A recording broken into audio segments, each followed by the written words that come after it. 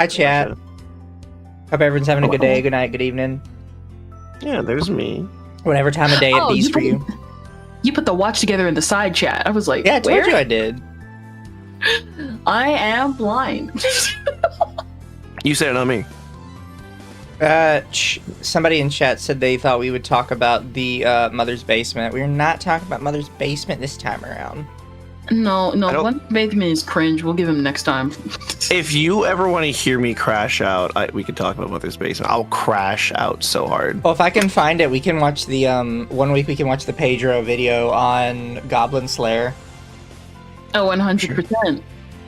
I've read Goblin Slayer, and people are cringe.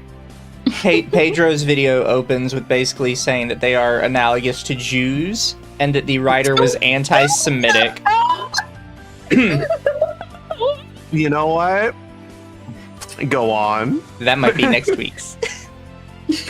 I'm surprised you guys haven't heard of that before. I don't choose to watch Pedro videos Goblin that are Slayer gonna cause me review pain. is peak pain. Oh my gosh, I need to see this. But chat, unfortunately for you guys, I let Kendra pick the video again this week. Yay! So It was Mizu's fault. He lured me and showed me that the video existed. So you see, chat, these two watch these horrible videos willingly. I show up. Show up. That's not true. I do occasionally watch a bad video, but I'm like, oh, that's not the worst video I've ever watched in my life. This video is bad for a whole host of reasons. Because like, when it comes to, again, my favorite directors are Misaki Iwata, and Misaki Yuasa and Kunihiko Ikuhara. Those two are like weirder than most weirder anime directors. So when people review them, I kind of cringe a bit because it takes like, it's like really, really easy to mess them up. This video is like that on steroids. Fair. Okay, now I got both chats open, sitting in the window. There we go. I'm gonna have to find somebody that has a link to the video, because it looks like Pedantic Romantic has removed it. Ooh. I mean, they probably got shit for it. Well, then they just like essentially leave the internet. Oh, did somebody save it? I'm pretty sure they're still here. They just go under a new name now. If I remember correctly from what we saw last time. Or they could just not be here. Alright. Alright, I have the optimal watching all three chats. He says, well, we only have two chats, all three chats. I can't be ready for this. Speaking of anime and stuff, I got in a bit of a tism. What one? With someone randomly on. What's up here? Like, I actually send you Discord messages. I got in a tism with somebody on Twitter today. It's about my favorite concept in the world. That's my screen, by the way. Those are my two main monitors. Let me see. Yeah, that sounds about right. And then the bottom monitor. So basically, I got in a fight with someone on Twitter today. Not really a fight. Because Bridget was popping off in a random conversation today. I'm like, I'm gonna make my day worse today. I'm gonna talk about Bridget today. day ending in Y. And so I had to bring up that people don't know the difference between a trap and a femboy to this day. Yeah, that sounds about right. Like, they're very much used interchangeably for the longest time. But I sent you the message I sent to them about it. But I had to explain to people, like, no, I can. Otonoko is closer to crossdresser than it always has been. We just use trap over here because we're fucking assholes. Because it's the whole code. Because crossdresser encompasses both trap and femboy, right? Yes. But not every femboy is a crossdresser, if that makes sense. Same with Twink. Twink has some overlap. Oh my god, I found it! You did it, Mizu. Save it. Download it. I finally No. found somebody that had the link to it. It's unlisted. He never actually deleted it. Oh. Yeah. You know what? That sounds about right. See, all these people are cowards. They're like, if I delete it, it'll ruin my algorithm, so they just unlist it. Cowards. Well, depending on how this goes, we can also do that because it is a 10-minute video. Oh. Okay. By the way, Angel, yes, you're right. It is intense. It's called It is If You Like Goblin Slayer, You're Probably a Hypocrite Edgelord. Oh, you know it. Oh, called me out. Everybody have their drinkies? Yes. I do. I might have to make a pit stop halfway through, but that's fine. I'm good. Yeah, same. But yes, I finally found it. Nice. Where's my water? I just had the wash saver open. Where'd it go? There you go. I'm Royan, traps or slurs for trans, you bigot. Yeah, and I'll say it again. The darn tranny's taking my word. Thank you, Internet Zim Master, for the super. I'm sorry, did Royan just say Goblin Slayer was cringe? Did I hear that heresy correctly? Does someone I've read it. Does someone need to get turned into gator skin shoes? Look. I read Goblin Slayer. Goblin Slayer. Remember, chat.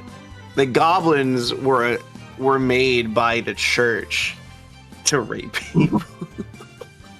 Wait, huh? That's a real thing. The real thing that happens in that story. Oh. It is insanely silly. Also, Megumi, thank you for the super. The blonde guy from Marriage Toxin is a trap, but it's because of his job, I think. Well, that's like saying Hidari is a trap. But Hidari in reality would be more akin to a crossdresser because they're almost exclusively doing it because they want to be an idol, not because they want to be a woman or like they want to pretend to be a woman. So I would think they would still fall under either crossdresser or unironically drag. Would it be okay if I stepped out for just a tiny bit? Fine. I can stall with this conversation. What about you, Mizu? Which we went through, I know, before Mizu, but I wanted to always update that chart, and I think I did a better update on this Oh, chart. with the trap chart? Yeah, I made a No, we more can go with a through it at diagram. some point. I'm gonna DM it to you. When I was having a conversation with somebody on Twitter about it, I made an updated one. Is this some sort of light novel shit I missed? Chad is asking about the goblins being made by the church. So I haven't read Goblin Slayer in like a hot minute, but when I was last reading it, the last like thing was read was it was like a broad bringing out that the church made the goblins. I thought it was pretty like, firmly confirmed the Demon Slayer the Demon King made the goblins. Well, that was like the big twist, apparently. Then again, I can be wrong. I have not read far enough into it. I kind of like this is being edgy to be edgy. That's fine. I think you're probably wrong. Probably.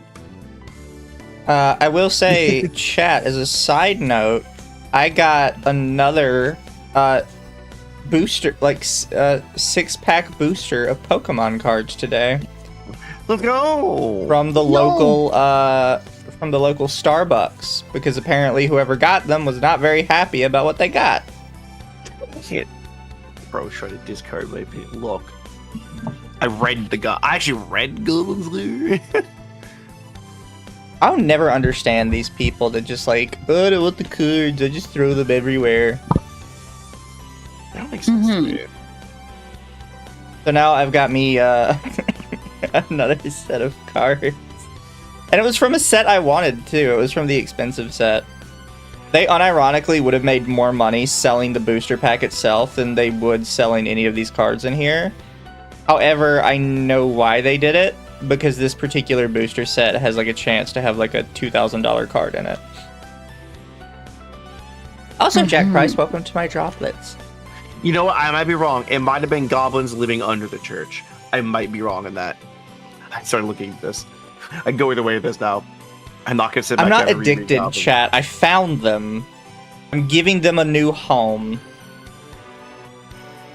I can't will myself to buy. I did found a hollow Roaring Mane and Glaceon though, so I'm happy. There you go. Which is really funny because you're finding like decent cards in there, but because they're not like the prize super expensive cards, people are throwing them away. Well, because they're just scalpers. I mean, they don't care about scalpers any of the don't- cards. They just care about the expensive ones. Scalpers don't deserve rights, of course. You know what blew my mind about this set, though, is I actually saw the scalper that threw them out. And it Yeah. was like a 10-year-old kid. That's crazy. Imagine Didn't even have- being- Didn't even have their parents with them. It was just the kid by themselves, bought the pack, opened it up, like quickly searched for the rare cards, and then threw them on the ground and walked out with like one card in their hand. I'm like, what the fuck? What? Guys, they're teaching the kids how to scalp now. I don't know how to feel about this. The fucking kids are scalping. It just blows my mind. I also, I won't lie, chat, I did buy like a single booster for myself on the way home. And I'm glad I did, because I got a full art Brock card in his original like outfit from back in the day. So I'm pretty happy with that. Yo. Lucky pack. 10-year-old kid, we need to bring back corporal punishment for kids and adults who are scalping. And thank you, Pyroferto. They live in the sewers under the church, Royan. No, thank you. Okay, I wasn't The church is entirely not crazy. producing them. They just live. They're under the church. They live yeah, that was it. They were living under the church. There was something with the church that was so stupid. I'm like, that's so dumb. I will It's so say some dumb. parts of Goblin Slayer later on did feel a little edgy for edgy's sake. Like, I understand where they're coming from with it, right? But having all the naked women taped to the shields is like, I feel like I get it, but I feel like you're pushing it. They were. I feel like you're pushing it. Anyways, chat, let's see what Kendra brought for us this week. Yay. Which is another Utena video. This is like our third or fourth one at this point. To be fair, the last ones were suggested by you. This is like an actual Utena video. Fair.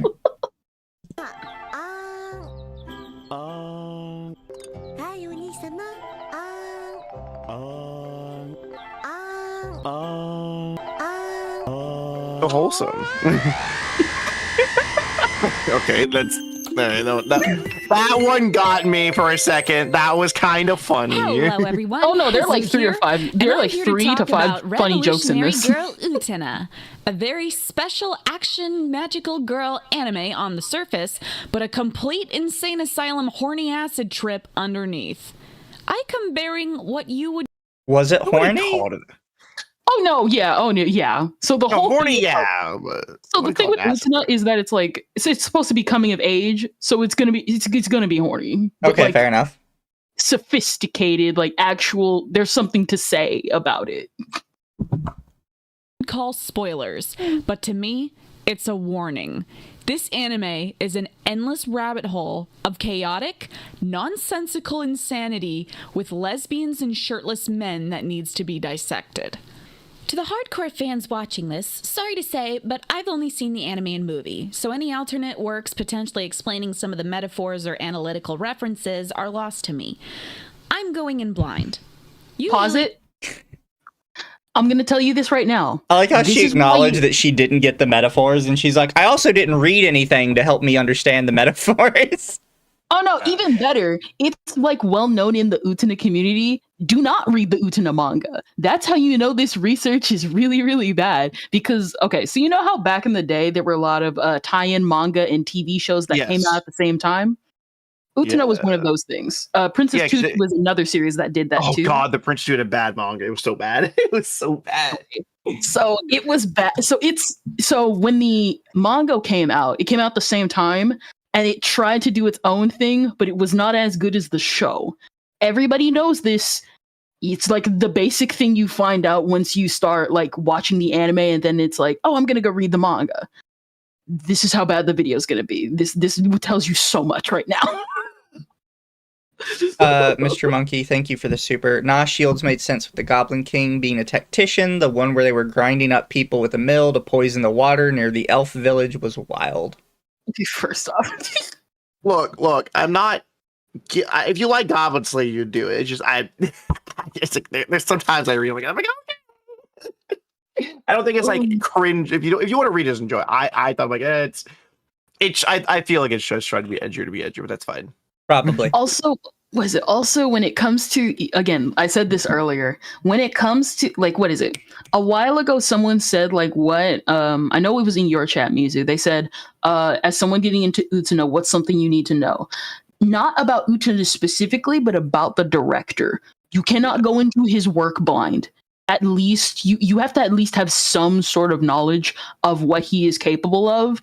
Otherwise, you're just not going to get it. And even then, because I have been watching his work for like a long time, even you have to like go to other fans who have caught things that you have not caught, because there is so much that happens and you just won't get it. Which is funny because I watched it and for the most part got everything. I'm like, it's pretty I felt it was straightforward, but I don't think it's an acid trip like she says it. Like, I don't think it's an acid trip. It's pretty straightforward. It's like, what is it? I caught all the stuff with the women. I did not catch all the stuff with the men. That's what I mean. Like, there's so much. Yeah. There's just so much, like, if you're not, like, even if you are paying attention, you're not going to get it sometimes. Yeah. Well, we know what Kendra's like. I paid a lot of attention to it because I wanted to. I got everything with the women. I didn't even notice the men. No, because like there's literally one of the characters. It's like, oh yeah, no, there's like gay. It's okay, Kendra. We're supportive here. I'm not. Listen, it's not my fault. It's not my fault. You can be our token lesbian. What? You just got hit by the token lesbianism. How's that feel? Lesbianism. What's our new acronym now? It's like MMIM something. Oh, it's wild. MMIM? No, have you seen it? No, I have not. Here, let me see if I can read it. I have it on my profile because I retweeted it, and I was like, "Is it not LGBTQIAAPK plus anymore?" I mean, you're like the only person I know that can actually do that off rip. Oh my gosh! Why not both? Okay, come on, I know it. Yeah, now the new one is MMIWG2S LGBTQQIA plus. Okay, that's too much. That's too much. That's too much by that point. The one I learned was LGBTQIAAPK plus 2S. I forgot the 2S. That's my bad.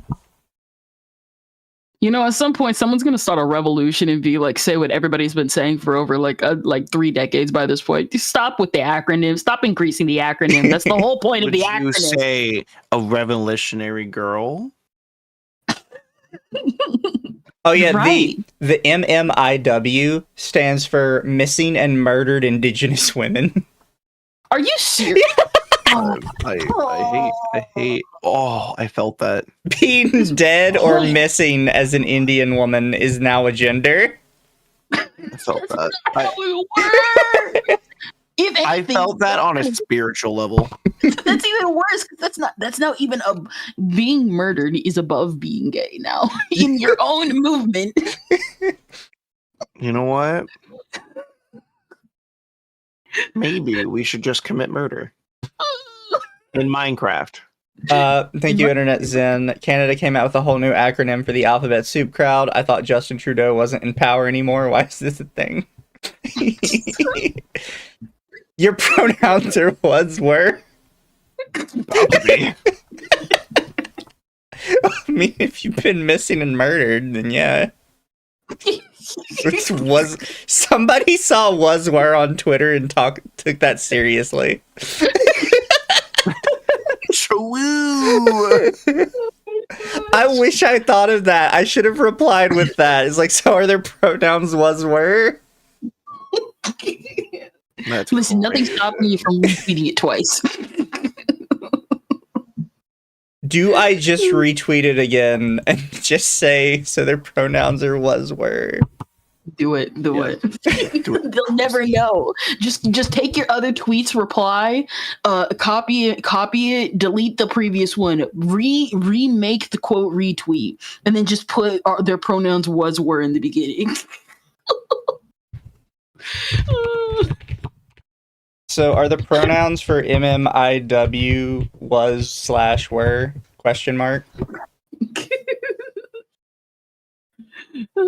There we go. There's Mizu couldn't make it to the Sneakerella. It was a Disney movie. It's don't the wanna talk Disney about movie to end all Disney movies. no. Thank you, Lobstarter, for the super. Mizu, has Kendra made you watch Sneakerella yet? That's what you were replying to. I'll think about it one day. If an anime is good, I look into its manga or novel material for further answers if it's left on a cliffhanger. With this one, I went in with some great hopes and expectations, but the show went off the deep end, and I couldn't even fathom what was happening anymore to be upset about it.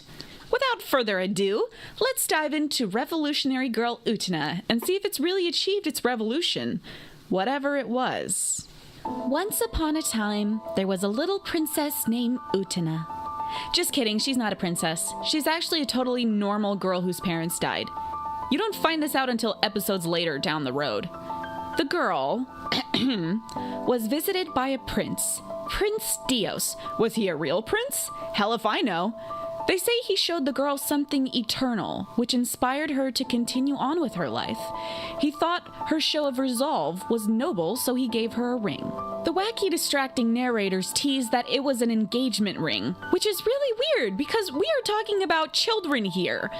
Oh, stop it! No! You remember We're when already into that. you remember when I told you that this person doesn't understand like basic fairy tale symbolism? Yeah, I told you it was gonna be bad. Stop it! I was already screaming on the inside. I'm like, oh god, oh It's god. like he gave her an engagement ring. Why did he make her an engagement ring? Duh. If anything, telling by his appearance, he's probably only 2 or 3 years older, which means he is also a kid. Guess what? You're just dumb and don't get the symbolism. It's like it's the fucking she's a normal girl. That's not the point as well. It's like you missed the point. How do you miss it so hard? It's 30 seconds into the first episode. Chat's gonna make me crash out. Somebody said, I know this YouTuber, I used to sub to her. You should see her Kingdom Hearts video. She thought nobody's reproduced asexually. Oh. They don't reproduce. They're the husks of, like, the person missing their heart. Oh my They're just God. empty. They're empty bodies. It's why they're no bodies. That literally took me I was reading that sentence and it took me a second to realize what they were saying. Pyroferno, you're saying like they explain what they are in Kingdom Hearts. Oh no, in Utena, like tying back into this review, straight up Utena will like literally explain stuff. Like they will take time to explain basic stuff that happens in the series, and then she just won't get it either. She's like again, fairy tale concept doesn't get the basics of that. Oh my gosh. It's we're gonna be here all day. It's painful, ain't it? Oh, also she's gonna go back and forth between spoiling and mixing up events, which is why I'm just gonna be like, Oh, she did watch Hell of a Boss. I'm receiving psychic damage because I've watched Utena recently, and I'm like, oh, this makes like perfect sense. Yes. She Same just for me watched, like, too. I only everything. watched it last year. I watched it like this year, then I watched the movie like right afterwards. The movie was more complicated than the actual series. Yeah. So I'm guessing it's if one you of these saw two. but which were I don't know your I can feel the permanent. Is she brain actually damage. confused about Ansem? Here's all you need to know about Ansem and Kingdom Hearts. They're all literally different people just using the same name. true. Like, people get so confused with Ansem, and they're like, so is this Ansem this? Is this Ansem that? No, they're just literally different people. They are at this point, at least. Yeah. Well, there's because there's Ansem, the Heartless. There's Ansem, The nobody. Xehanort. Yeah, that's Xehanort actually. So all the Ansems, except for Ansem the Wise. Ansem the Wise, the only one who is not like the same person.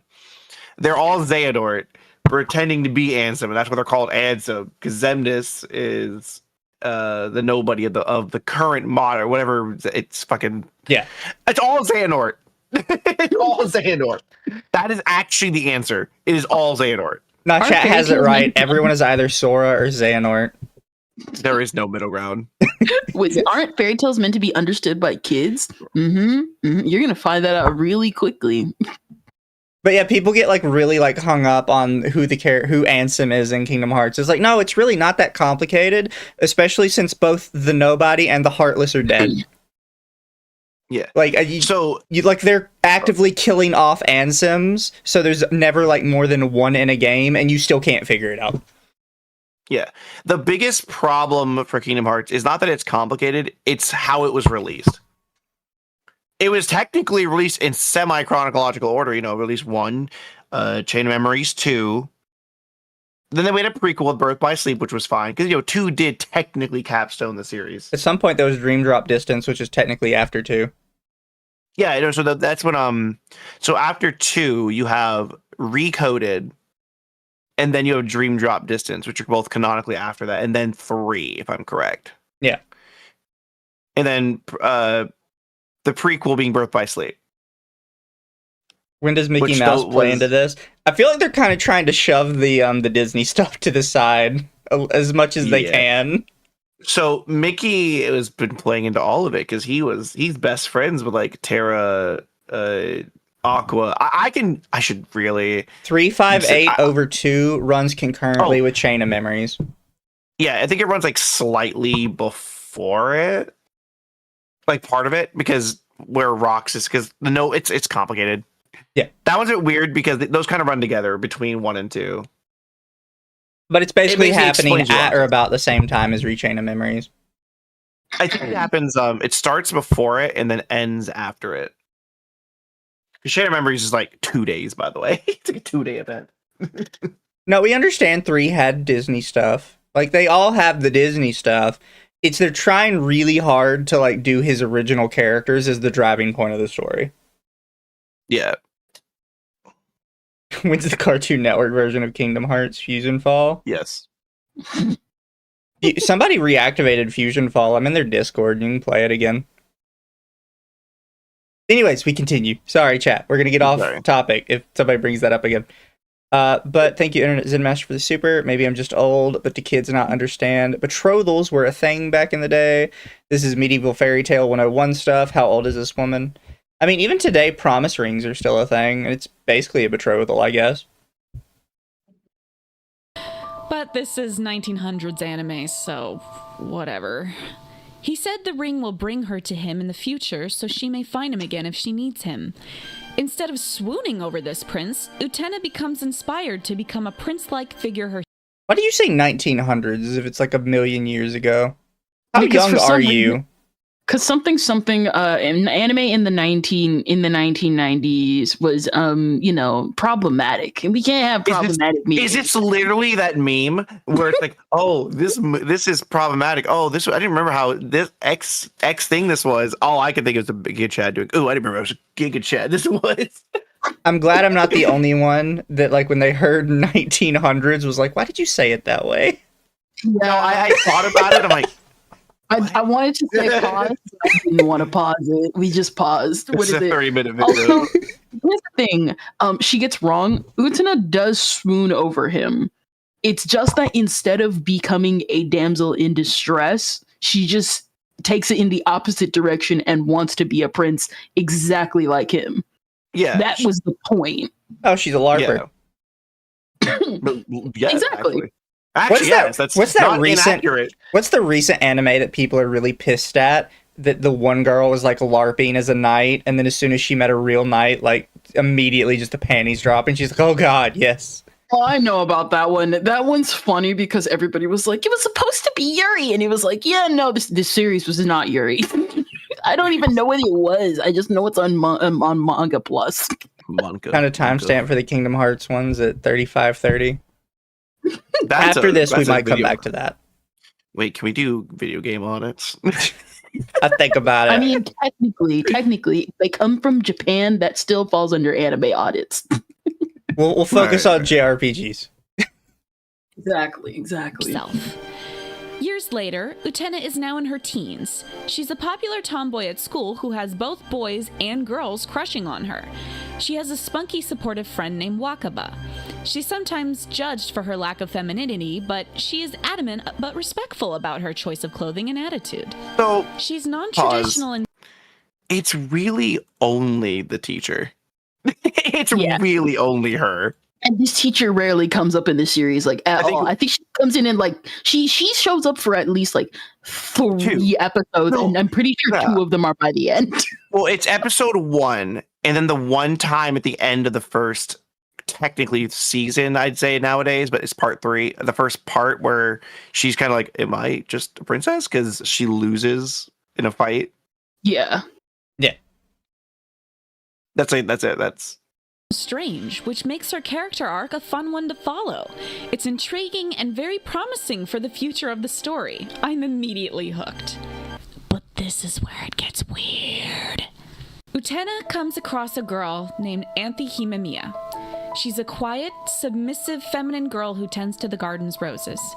Utena notices her being abused by her boyfriend and steps in to protect her. Turns out there's some kind of strange fight club at the school. Winner gets the girl. And the girl has an ancient and powerful sword hidden within her soul that you now have access to when you're head of the fight club. Said girl is now the ultimate waifu who has to be obedient to her spouse, aka the winner of the duel. Anthe is basically passed around this group like a hot potato. Okay. Weird. But okay. And of course, Anthe has a weird mascot monkey with a pierced ear that acts as comic relief. Why are you upset about that? We don't disrespect Choo Choo in this house. That's number one. We love Choo Choo first. I'm just confused why she's upset about it. It's weird anime thing. Because the thing about, again, she's missing the whole symbolism of this. Because the reason Utena even fights there is like, she's like, I don't like what you guys are doing to Anthe. I don't like this. This is cringe. Was that black girl getting passed around? Okay, so this is actually misconception because I thought it was too. Anthe is actually Indian. Yeah, she's got a dot in her forehead. Wait. How did you not know? Did you, Kendra? I haven't even seen this, and I know. Kendra, it was like obvious from the beginning. She's got a dot in her forehead. Before I actually discovered the series, I thought she was black, and then I was like, "Wait a minute, she has a thing on her forehead. She's not black." She's got a bindi. Okay, no, I'll let her slide. Kendra probably looked at fan art. They didn't draw it there because I hate artists. Yeah, chat says Kendra's a tourist? Question mark. True. It took me a long time to watch Utena. Not all brown people are black, Kendra. That's true. They aren't. What are you, Twitter? I thought it was a mole. To be fair, though, sometimes in the movie, it's more obvious that it's a bindi. But in the anime, sometimes it's red. Sometimes it's just straight up a black dot. No, it can go either way. It literally can. So it's TV budget. It was the TV budget that hurt me. I'm just giving Kendra shit. But I'm just confused why she hates on the mascot. And I feel like she might be taking the sword thing a little literally. Oh no! So this is what I mean by Utena is kind of you got to understand Ikuhara.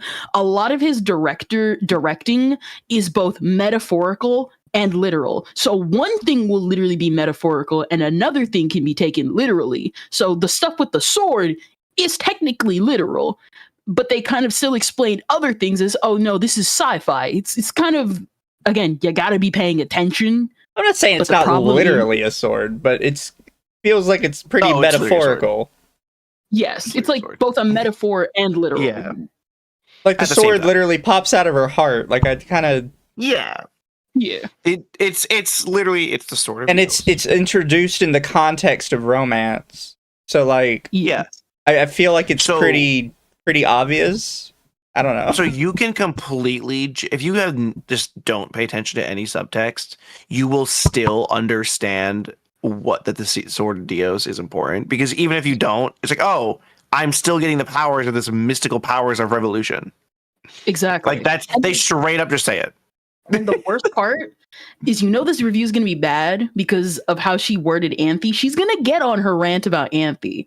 This is how I know this review is going to be a dumpster fire from the get-go. Because if you do not understand Anthe's character, you are not going to understand the rest of this series. Fair. Also, I want to say this director doesn't technically require homework, but it does make it a lot nicer. Yes. Chat, I refuse to believe Sir Integra is Indian. I don't care that that's canonically what they are. I fucking refuse to believe that Sir Integra is mixed Indian. That's bullshit. My Integra? Indian? Not Integra. Ryan tried. Now, this is pretty interesting and all, but is no one going to mention the giant fucking upside down castle floating in the sky above their arena? Does no one see that? No one's gonna question why the entire school's budget went into building the dueling arena either? Or why Utena gets possessed by Prince Dios with every fight? Or how every single person at the Sword Fight Club magically knows how to fight, half of them having no prior experience? Speaking of the Fight Club... Can we pause real quick? I feel like this is again literal metaphor. Part of it is metaphor, but again, some of it is literal. She's saying that no one has experience, but literally one of the characters is literally a part of the fencing club. Yeah. No. It's not even one character. There's two fencers, and two are the kendo club, I think, right? What is it? Yes. What is it? I'm pretty sure it's Toga and Saionji are a part of the kendo club. Juri and Miki are a part of the fencing club. The only one who doesn't have experience is Utena, which is why she gets possessed by the spirit of Dios. And it's even shown early on that when she doesn't have the sword, she was, because I think her first fight when she wins, she's like, I literally got possessed and won. That's literally why I won. She's the only one. It's only her. Can we also just acknowledge that this is anime and not everything has to be make sense? Like chat even mentioned, I never questioned the Duelist Academy in Yu-Gi-Oh. This is just a part of this world. I never questioned how did all the schools in Girls in Panzer get on battleships? I just didn't care. It was cool. Even better, what's funny about this? So they actually explained the castle in Utena twice in the series.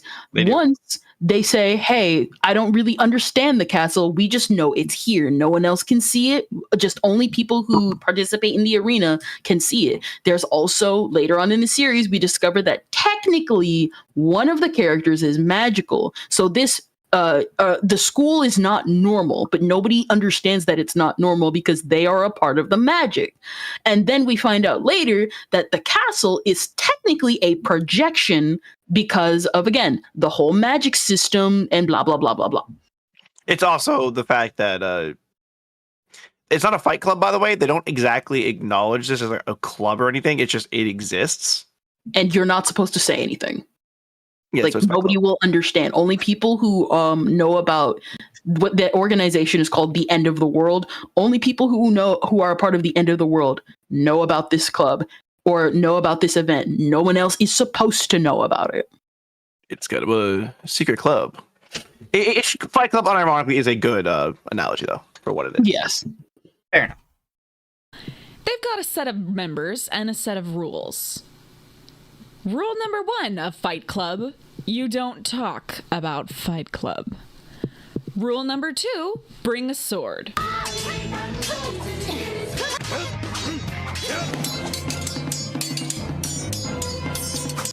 And rule number 3, abuse Anthe.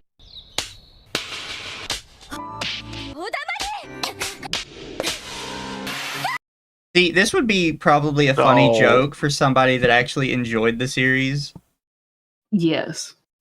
Yeah, the funny part is, everyone. It's only one person really in that group that actually does that to Anthe. Only one person. There's actually 2. If only. Oh yeah. No, there's a couple of characters that do it, but they do it because of a reason. There's build up to when they slap her. What's fucking Toga's sister's name again? Nanami. Yeah, Nanami does. No, people slap her because Anthe is kind of an asshole at times. Oh Oh yeah, no, like again, we'll get to that part because again, this review just does not understand her character. Fair enough. Fair enough. Me and Kendra are gonna have a long moment out constantly about this. Yeah, chat. Kendra and Royan have actually seen Utena. I have not, and me and Kendra just discussed that I will probably sit down with her one day and torture myself watching it.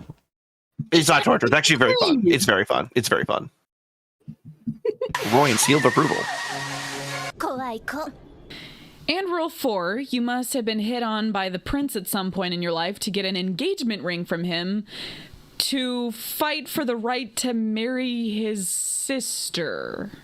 With all these rules in mind, let's introduce you to our duelists. We've got e-girl tomboy and her girlfriend wet cardboard, Sailor Mercury but male, onion rings, smelly seaweed, Knuckles the echidna if he was horny, and his sister Regina George from Mean Girls. There's a mess of characters aside from these duelists that have some sort of involvement in the story as well, but I'll get to them later. The school is so utterly normal outside of everything else. It's kind of culture shock. But so far, not terrible. I'm sure things will be explained in due time, and the fight scenes are pretty wicked.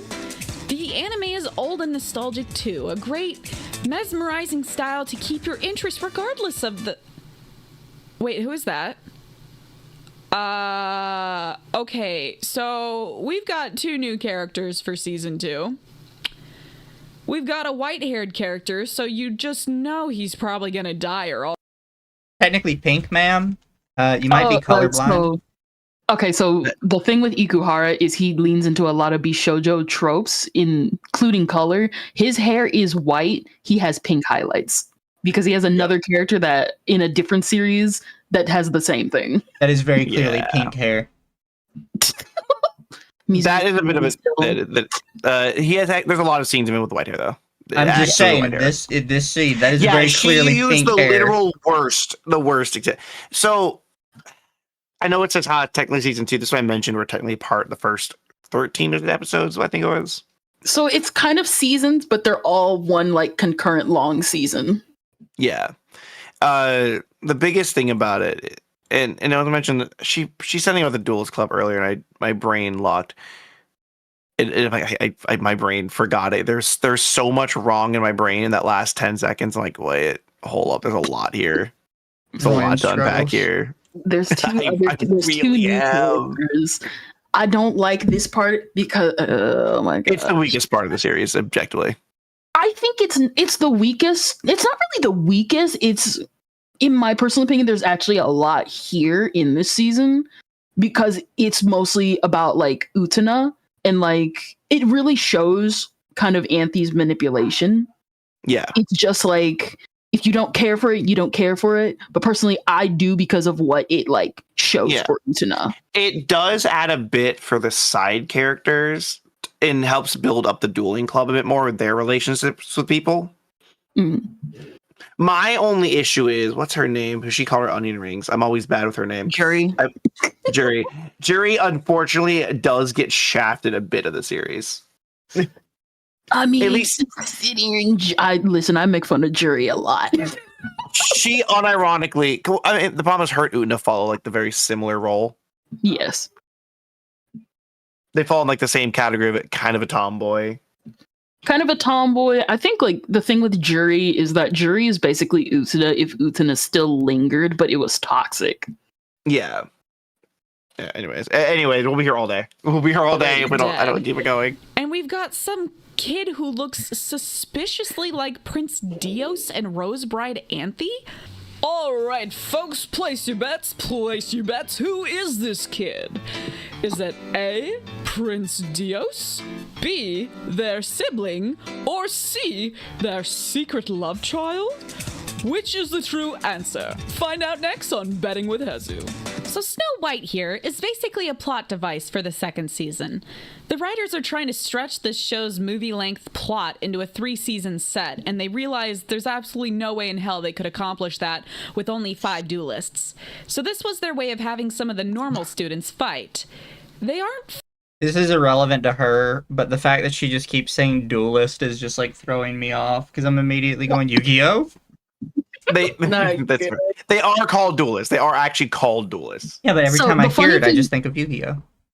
So the funny thing is that the reason why, because I had to find this out externally, the reason why they had to introduce the new characters was because the voice actor for Toga, the red-haired guy, was absent. He had a trip, so they had to fill in with the new character and stuff.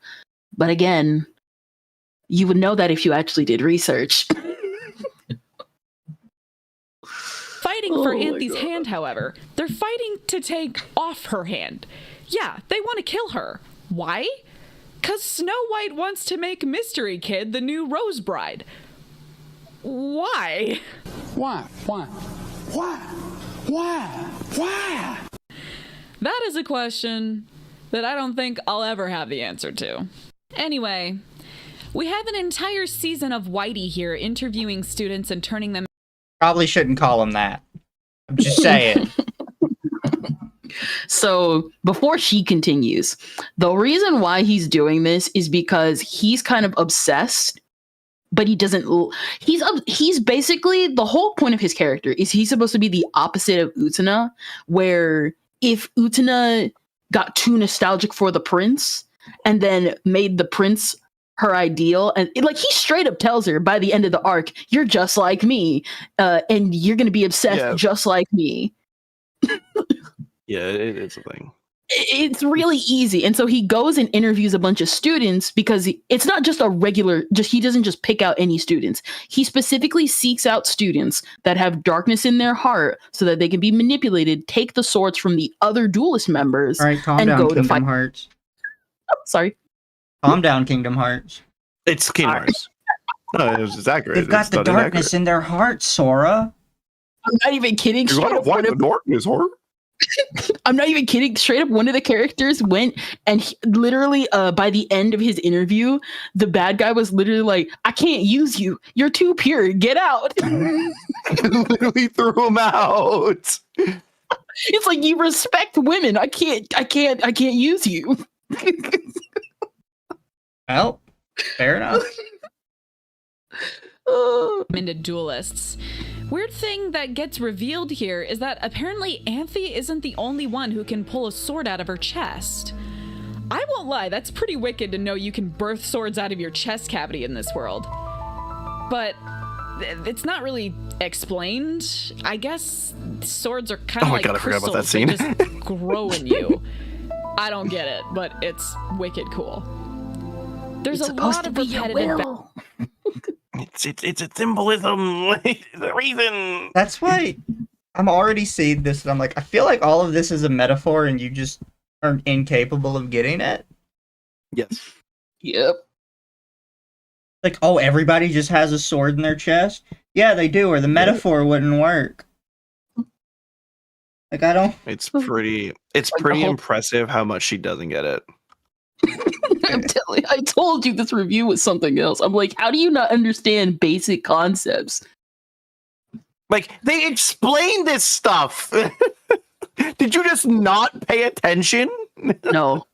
Apparently not. And I'm listening to it, and I'm like, I feel like this is very obvious, and I don't know why I get it, and I haven't even seen this, and you don't. So, I feel like what she did was she binge watched the entire thing in the background at times 2 speed. That is a possibility. And I only say this because I watched it like between when I was trucking. I have like 4 hours or like 2 hours when I was like would stop at some of my stops. I would just kind of sit there and watch it. And so I had time to digest each couple episodes. I'm like, let me digest this for a minute. So yeah, maybe I might have more time, but it's just so weird to me that people find it this hard to process basic Understand concepts. Basic concepts. Literally basic concepts. battles. This is not a And for complicated someone- show. Fair. Really quick before we get too much further. What? Let me click it. YouTube. Night, Jody. YouTube's breaking again. dang. Internet Zen, thank you for the super. Sorry, Mizu, it was confirmed that Integra is having an Indian mom. by Koto in the Helsing catalog in 1997. Also descended from the Dutch. The OG Abraham van Helsing is Dutch. No, I know that it's technically canon.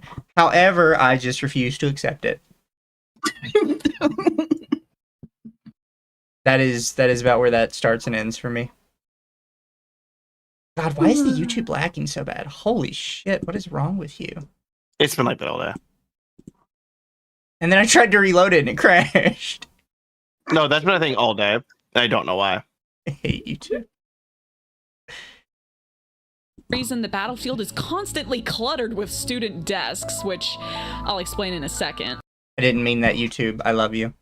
Don't ban me.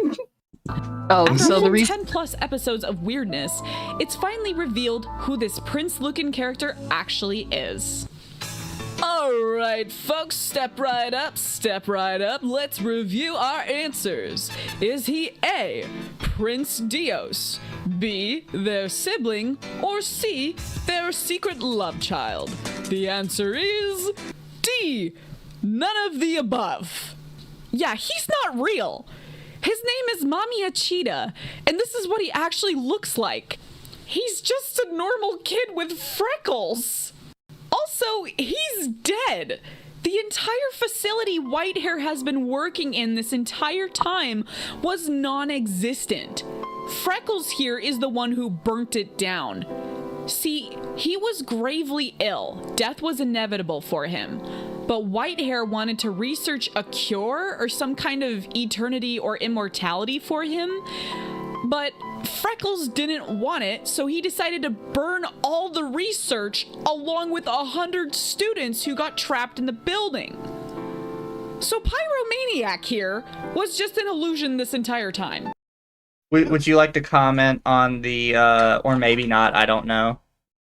Okay, so the whole thing with Mami Ichida is basically what happened was that obviously the researcher guy, I forgot his name, he basically, like she said, he was trying to find a cure because he was a part of he was like a brilliant scientist and blah blah blah blah blah. Yeah. And so the whole thing with him, again, it goes back into what Utena was, in the fact that if you keep letting nostalgia cloud your memory, it's going to turn you into a monster. So the thing is that Mami originally burned the facility, but the scientist guy took the fall for it. Yeah. And so because he's still stuck in the nostalgic memory, that's his big sister on the ground right here, the big sister of the patient. It's just, again, there's just there's a lot. It's essentially, again, it's just symbolism that she did just not get, and that's a lot of that. And I don't want to be saying that the entire time, but it's like, it's all it is. How did you miss it? Like, what is it? Like, it ties back into the earlier with like all those school desks with flowers. Ever since like Utena originally beat every duelist originally in the first season, what happened was that when Mami and the scientist got involved, he ended up placing all these desks are here to represent all the 100 students that died. And each time they came back to duel in the specific season, the scenery would always change, which shows that, again, magic and mysticism is at play. And it also ties into the interviewees. It's like, if you have darkness in your heart, you're the perfect candidate to try and take Anthy's head so that, Mami can be the Rose Bride. Again, nostalgia clouding up your memory too much, it's going to consume you. And that was the whole point between this guy and Utena, who don't meet until the very end, because it's supposed to be like a back and forth of who's doing this. Like, it's kind of a mystery. Yeah. Also, Internet Zen for 5. Don't worry, Mizu. Integra Helsing is so British, she burned all the redeem out of her.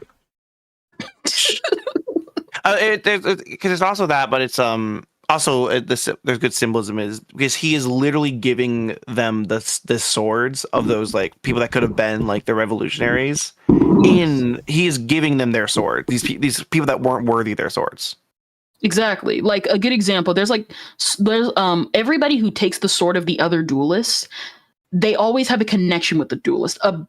A really good one was Wakaba, which she mentioned in the beginning. Wakaba is a side character, and she knows this. She thinks she is unimportant and super hates herself for not being as special as Utena and Sayonji and all the other duelists in the school. And so because she's hiding out Saionji during one of the times in the series, ironically enough, after the guy was the guy who was into her was rejected for having too good of a heart and respecting women, she ended up becoming a candidate because she was like, I can't let Saionji out of my sight because he's got suspended in the beginning of the season, and then Toga was working to reinstate him into the series and back into the school. She was like, I can't let you out of my sight. I can't let you become special. You and me deserve to be at the quote unquote side character bottom. And so she then gets interviewed, and then she becomes dark. And then it's like hard on Utena because she's like, oh crap, I can't fight my best friend. But ultimately she's defeated. And the episode ends not with her thinking that she is someone special, but literally a quiet room being like, I'm home and I'm alone and I'm going to stay in this spot. But it also showed that Wakaba, if she was the main character, she could be special. It's just that she's not the main character. Hair. Yeah, I know that was a lot, but I'm just gonna have to watch it one day. It's good. It's good. Exactly. Is Whitehair dead? What becomes of him after this is revealed? Was he in a romantic relationship with Freckles or his sister, or both? No. Why was Freckles disguised as young Prince Dios? Did Akio have something to do with this? Will this anime ever tell us what the fuck is going on? Okay, can we pause this? Because I gotta explain this part again. So the whole point of him so it wasn't that the guy was disguised as mommy. So the whole thing with Anthy's character, because this goes into Anthy. Anthy is supposed to be, she's not a wet cardboard character. She is pretty much the manipulator of the series. She is the ideal girl of whatever you want to be. Yeah. So when it came to mommy, she was manipulating the nostalgia of the scientist guy to be like, this is what you wanted, right? This was the memory that you kept a hold of. Not only that, she was being manipulated by Dios because, well, you're interfering with my plans. That was literally it. And so she kept manipulating him. Like a good example, again, going back to Wakaba, Saionji carved out this wooden pin for Wakaba because, again, he was still hiding out. And so then, in order to be reinstated back into the school, the guy was like, give me the flower pin. Like, give me the pin that you had. And he's like, oh, something that simple? Oh, cool. And then mysteriously, Anthy has the pin. The reason why she has the pin is because she was disguised as mommy, and then she was able to wear it and manipulate Wakaba into having a dark heart. Yeah. If you're paying attention, this is very subtle. If you're not paying attention, you're gonna look dumb if you just think it's not happening. So it's not that it's not explained. It's that you have to be paying attention for like 5 seconds. You have to have a very high IQ to understand Revolutionary Girl Utena. No, whoa, now, whoa. We're not saying that. You just gotta look at the screen. So it's Una. As a side note, somebody replied to that tweet I made and said, actually, it's was where.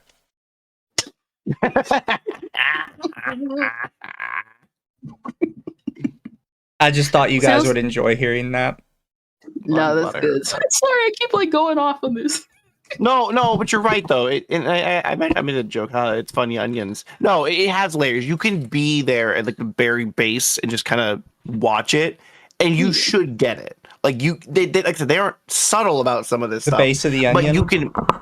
Yeah, the base. Exactly. But you could very much. You can look as much into this as you want. The story doesn't change because of that, but you get so much out of it as if you start paying attention. It was meant for multiple watches. You watch it a couple times, like, oh, every time I watch this, I get it better. Because you watch it once, then you watch it with your friends, like, oh, I got that this time. I think what's even worse is that in this specific season of Utena, they do some exposition dumps because of this guy's backstory. And they literally have a big ol' like YouTube arrow pointing at the symbolism. And she still didn't get that. It's insane. It has blinking sound effects and everything. It's those YouTube thumbnails with the big red arrows.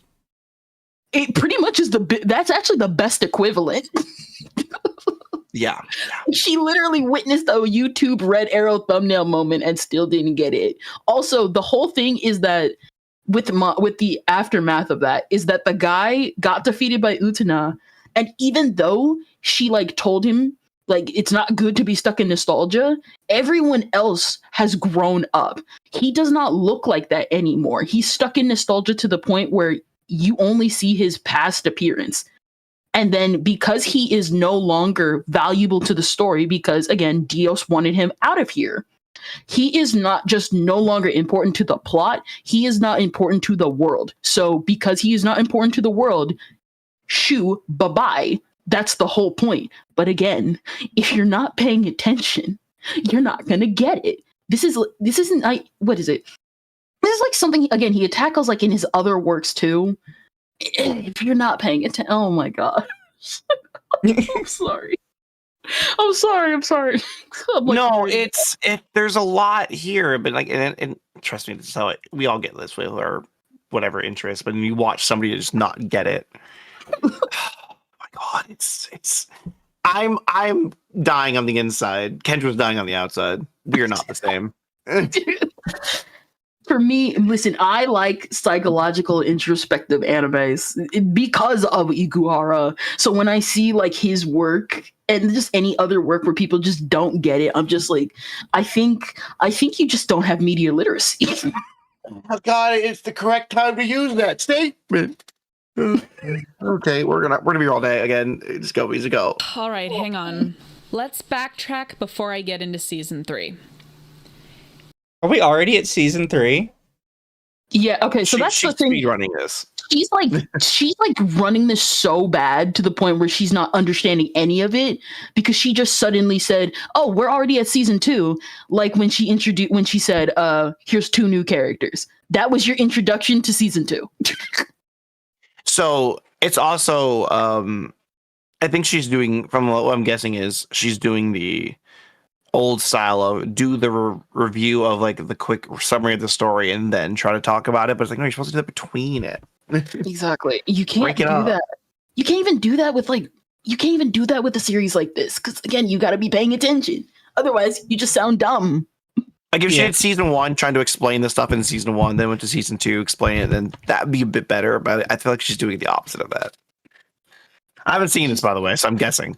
Fair. Anthe Himamiya's character is all over the place in terms of writing. In the first season, everyone is always pushing that Anthe is a lifeless doll. And in hindsight, they're right. She has a personality akin to that of wet cardboard. But there are moments where she shows that she's more than a puppet. This is even more prominent in season 3. She and Utena have some weird sort of fight going on between them when Utena gets too close to her brother. She tries to end her own life out of guilt, but Utena stops her.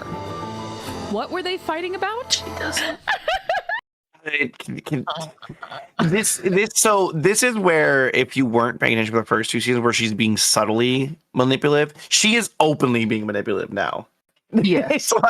It's open at this point. Like she's like, no, you're getting too close to this thing. I've already been doing this the whole time, but now I'm just doing even more of it.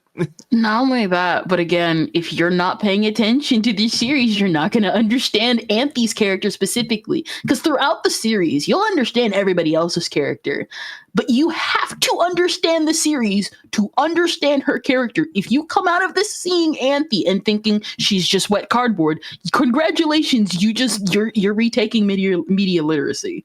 The whole thing with Anthe is that she is a subtle manipulator. And she's still like innocent in a way of trying to be like a normal girl. But the only reason why she's like that in the beginning is because you think, oh, it's because she's being abused because she's the Rose Bride. Because her literal introduction is her being meek and innocent and literally being abused soon after.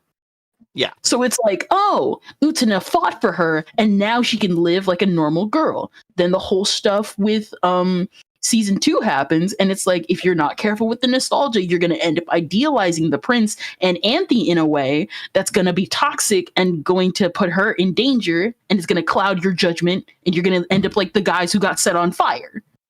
Then season 3 is like, I do love you. However, I think you shouldn't get close to my situation, or else you're going to be exactly like me. Because now we're getting into the, you're going to find out exactly why I'm the way I am.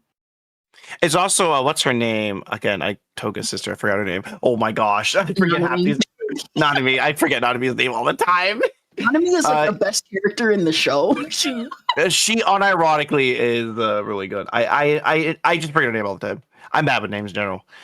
So Nanami quite literally lays it down for you, like word for word, that she's manipulating you. They're both manipulating you. How are you this blind? Like, so the thing with The thing with Nanami's character is that you think she's the typical like Himedere of like, she's stuck up, she's prissy, she's again the Regina George. But the thing is that you kind of learn throughout the series, because she actually gets a lot of episodes dedicated to herself that seem like nonsense, and they do contain a lot of nonsense, but are actually stages of her understanding puberty and her life in the world. And she's like, I just found out day one, you're gay, aren't you? And some people will be like, what are you talking about? And she's like, no, I understand what you are. I know what you are. It isn't complicated. Like, she's supposed to be the audience. Exactly. Sorry. No, you're good. The chat, these two like know way more about this than me. I'm just along for the ride, I guess. Oh. I'm sorry. You welcome to the Utena Fest feature. Welcome to Anime Audits with me and Kendra featuring Mizu who's hanging out.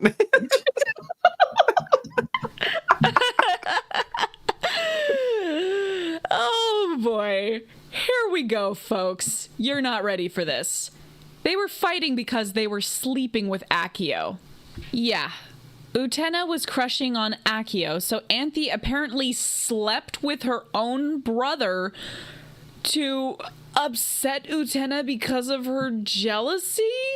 But I think the writers forgot that Anthe has been sleeping with her brother long before Utena and Akio had any sort of dubious consent relationship.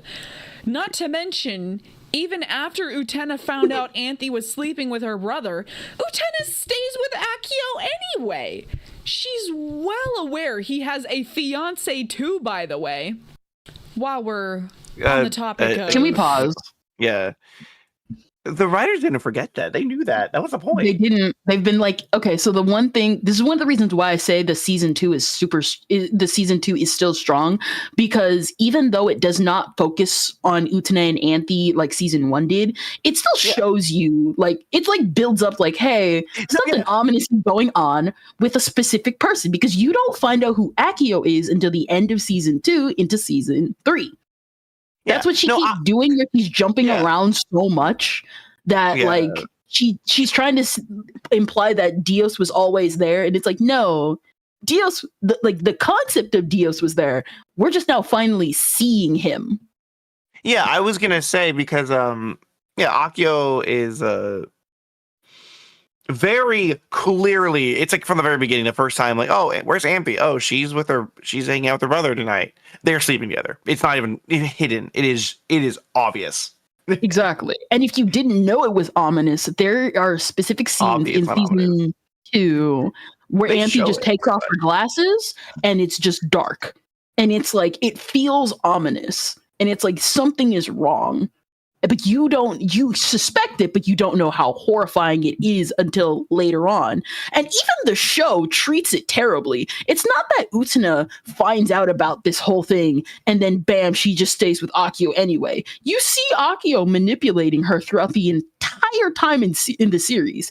Before I had cleared my Twitter, I kept tweeting about how, as I was watching the series, about how this guy is basically the Bishoujo archetype of the prince that comes in, sweeps the girl off her feet. But because you already know this guy is kind of sus, it's like, man, he's literally saying all the right things, and I can see why Utena fell for it. Because you got to remember, in Utena, everybody's a middle schooler, except the duelist council and Akio. Akio and his fiance are the only adults here, and the teachers and stuff. And the thing with the fiance is that it's very clear that the fiance is also being manipulated by the brother, by Akio. Yeah. It's like, again, if you're not, it's not. This isn't even like a not paying attention part. This is a part of the series where it's just like, if you're just not watching the series and you looked up a wiki. Fair. Yeah, it's not even.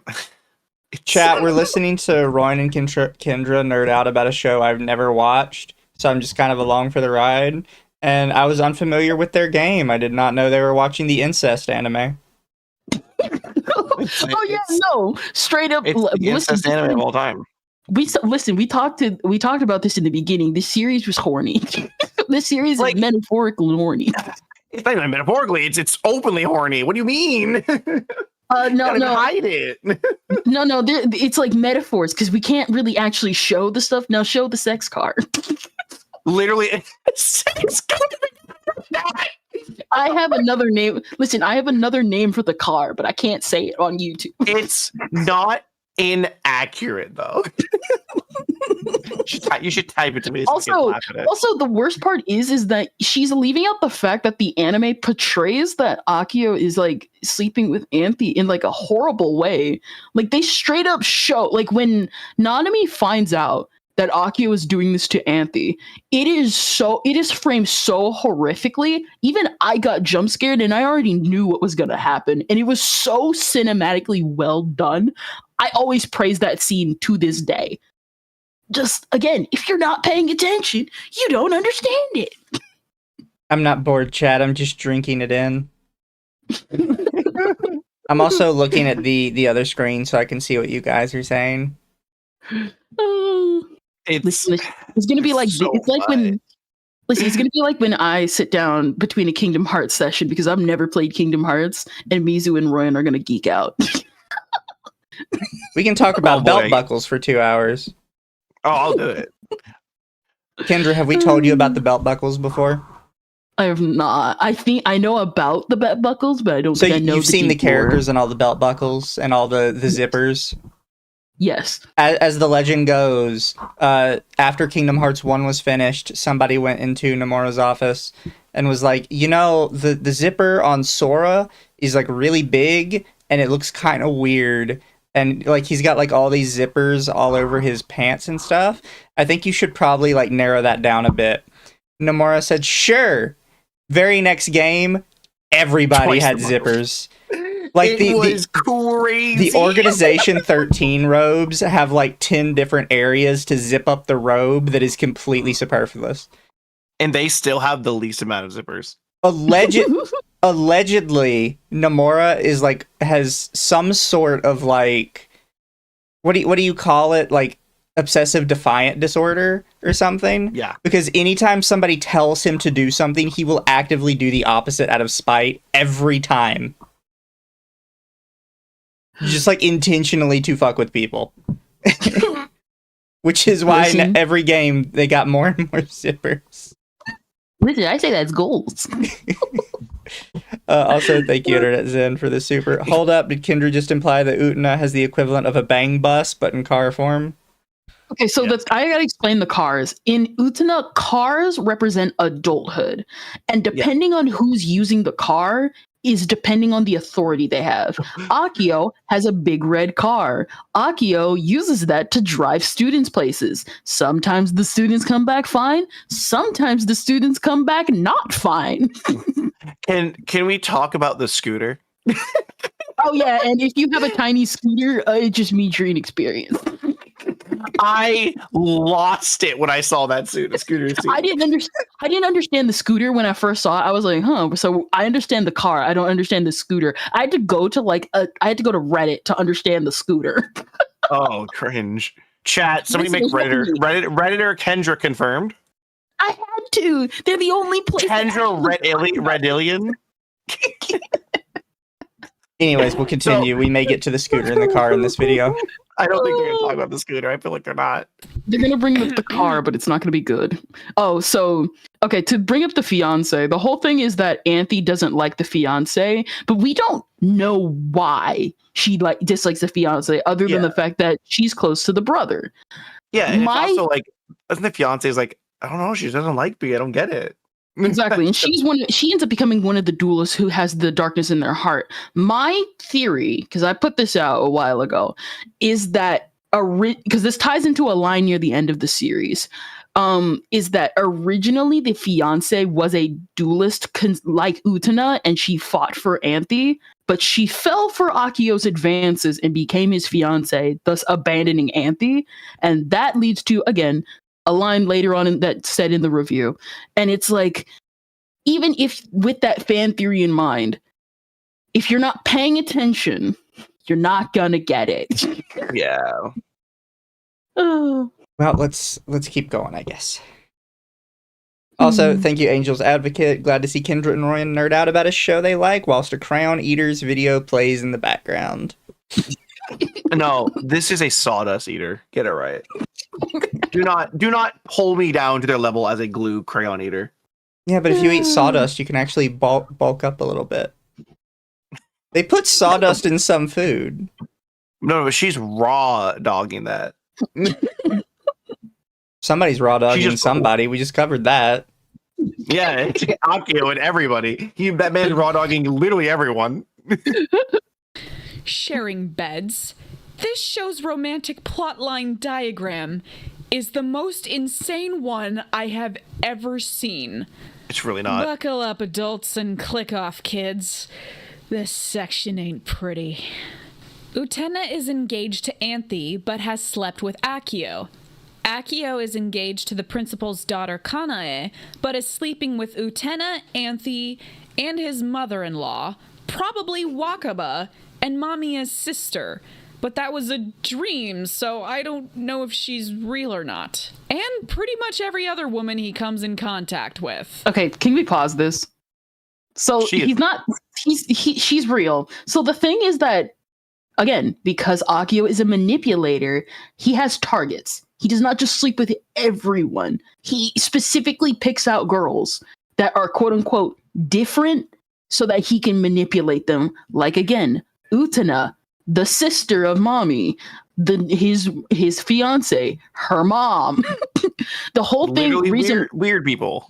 Exactly. Like the reason why she says Wakaba is the whole thing is, again, if you're paying attention to Wakaba's dialogue, because at one point Wakaba and Utena are offered a ride by Akio in his car. Wakaba's like, oh no, all we did was go to the beach, and it was still romantic. It shows that Akio sees nothing about Wakaba, which lets Utena's guard down so that Akio can get to her to sleep with her. Akio is a pedo. This is true. Like, it's not subtle. Well, he is Indian. What did they mean by this? Anthe is engaged to Utena, but slept with Akio too, or anyone else that had temporary control over her as the Rose Bride during duels. All duelists are fighting for Anthe's hand, though only two of them actually have crushes on her, Sailor Mercury and Seaweed. Sailor Mercury is only rebounding because Anthe reminds him of his younger sister when she used to play piano and wasn't a bitch. So we've got another incest line now. Mercury's sister Bluebird is actually fucking Knuckles behind Mercury's back and is constantly switching boyfriends like they're just her toys. So we've got another member of the bitch club. Can we pause for a second? That's not at all what happened. It's kind of there, but it's not really. Well, okay, so his memory is Really his sister quick. not. Chat says this took a dark turn. Chat, you need to understand this is a typical bare bones women's romance. True. This is yeah. No, this is even better. This is actually supposed to be a quote unquote. This is actually like a proper critique on the Bishoujo franchise. And guess what? Bishoujos and shoujos in general are actually a lot darker than you think they are. They really are. I wanted to point out, so like the relationship between him and his sister is as kids, they played piano in the fucking Woods. in the wardrobe, like in the whatever, like the alcove in there, like the garden, whatever. Yeah. He is a good pianist. She is abysmal. It was all him. He was doing that, but he was so happy to be with his sister. It's not even like, oh, I like being around you because I want to fuck you. It's no, you're my sister. I want to actually spend time with my sister.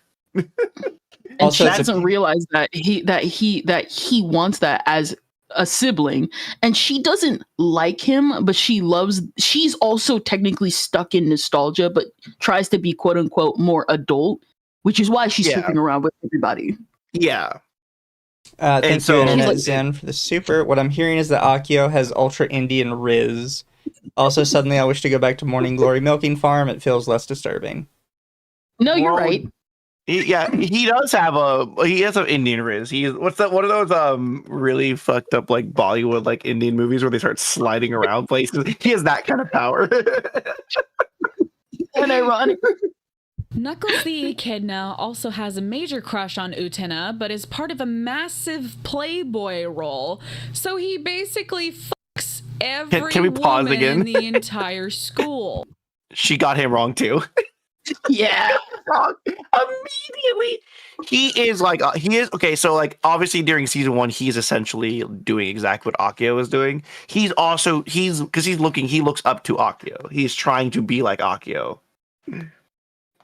Is a short and simple of it. There's probably a lot more that Kendra will get into that I probably missed, but I also want to bring up the movie because like the movie, I'm not going to get into that. That's a different conversation.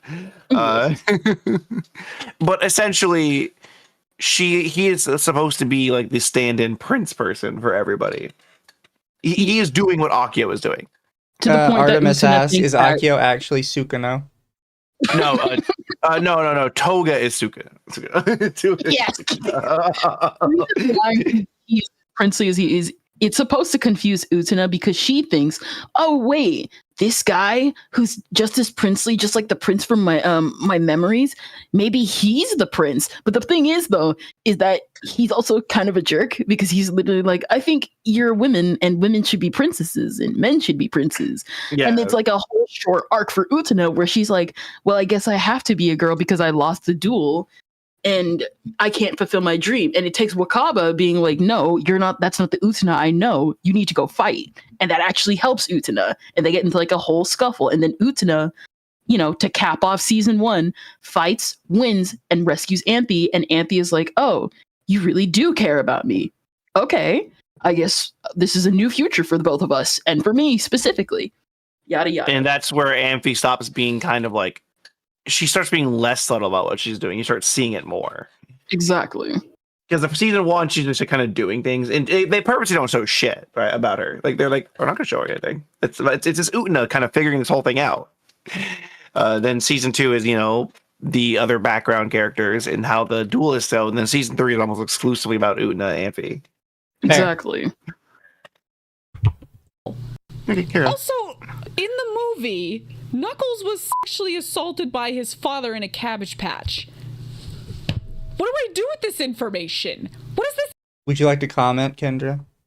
So obviously with the series, despite it being long, they had to cut a lot of stuff out because every character has a sort of trauma to them. The reason why Toga, the redhead guy, does what he does is because he was originally adopted because he was beautiful. And so obviously rich people do rich people things to rich children. And then obviously because he is a victim, Akio, the basically adult groomer, is like, hey, groomed kid, would you want to be groomed by me too? That's literally it. It's So he got Jeffrey Epstein. Yeah. He pretty much. idolized him. What do you mean? Like, I was Epstein. I can Epstein now. So they had to cut it for the, what is it? I almost forgot. But basically, originally it was going to be in the TV series, but it got cut. And so they had to kind of add it as like a small addition to the movie. So this part is canon. Yeah. Hashtag She's not men wrong. too. She's not wrong, but she's wrong. I don't like how she said it, so I'm angry. Chat says this show seems evil. It's something. Welcome It's to that one. shoujo. It's that one. Chat, I Omni-Man wanted to meme. talk about a wholesome anime called Goblin Slayer. But no, we needed to talk about the Indian rape show. Yes. No, where you find that out only like partly into season 2, season 3. you know. I think it was equal opportunity here. It's true. Runs. いいねベイビー俺のハートに火をつけたぜ Also, Toga's like His ultra sister cringe. I love him. Regina There- has there you an go, Kendra. incestual That's living me crush right on her now. brother, who is constantly attempting to sabotage the women close to him, which includes a cat that she drowned in a river because it was spending too much time with her brother. Yeah, Regina murdered a cat out of jealousy. Okay, that's oh my gosh. She gets Nanami's Okay. character done the worst. Okay, so the I'd thing still with hit. Nanami is I'd still hit. oh no, 100%. She's like Thousand. she's like top 5 characters. Like you think she's terrible, and it's like, wow, you're like the best character. I didn't expect that. So the thing with Nanami's character is she's supposed to be the typical one, but like I said, she's a lot more nuanced as you keep watching the series. And again, the cat thing, because I actually had to find this out recently, was again ties back into Toga's story, which then ties back into the movie story, is also symbolism for what happens later. What ends up happening with Yeah, they drown the Nanami pussy. Yeah. so the thing is with Nanami is that she is also adopted like Toga, but she doesn't realize it. Only Toga knows the truth. Yeah. And the thing is that she loves her brother. But she is, and you think like, oh, haha, siscon things. But then later on in the series, when she's genuinely confronted that they might not be like actual siblings, she's like, maybe I do want romantic feelings for him. Until she's really confronted about it, and she's like, no, I do not want this. Get away from me. Like, what the heck, bro? And in the movie, you end up finding out that the reason she drowned the cat was, again, because of Toga's again, a lot of magic and a lot of mysticism is at play in Utena. She drowned the cat because it had the brother's attention. We end up finding out in the movie that Toga, during this storm, went after the cat because of Nanami, which actually partially caused him to drown later on. It's like kind of complicated, tying into other characters. But basically, He was doing it. He was doing it for her. Exactly. In short, yeah. Basically, children do dumb things, and that's the point of Utena. Children do dumb things. Fair. Yeah. It's a coming of Much age. to her despair, later on, she finds out that her own friend is also infatuated with Knuckles and receives attention back from him, which she finds unfair. That friend better watch her fucking back, because they'll find her body floating in the ocean next to Kitty Cat someday. Regina has a team of boys crushing on her, along with a grade school kid, which they play off as a sister complex. The two are luckily not related, but it's now crossed into pedophilia territory, so if Oh my you weren't concerned God. before... No, it's not. Pause. They're both kids. She has put that on screen now. I know. Yeah, I just saw She that. still wrote it in, though. Exactly. Again, if with Utena, most of this stuff, because back then the 90s weren't sensitive. Also, It was wait, can we because- clarify? Isn't Akio an adult? Akio is one of the Akio is few adult quite series. literally. He Yeah. is the literal. You could actually say, yeah, he is actually a pedophile. No, but that's what I'm He thinking actually about. is. Like, it's up until we get this girl that she goes, oh, now we're actually doing pedophilia. It's like, but what about the other Akio from the pedophile? get go, because he's like Akio's like ignoring the spoiler in the room. That's why it's confusing like me in though. his It's like, 30s, okay, so I think, what 30s about or like the 40s, right, actual Kendra? like pedophile in the room? No. It's, I guess it's because Akio's already. They say, oh, well, Akio's already bad. I'm like, we know he's bad. He's like a line. He's got incest. He's got pedophilia, manipulation, Groomer? adultery, groomer. I call that manipulation. But yeah, It's just groomer, kind of funny that adultery. the woman excuses the And male Indian. pedophile, and then as soon as a woman does it, she's like, "Oh my god, how could you?" Mizu. It's like Chat said. It's because he's dark skinned.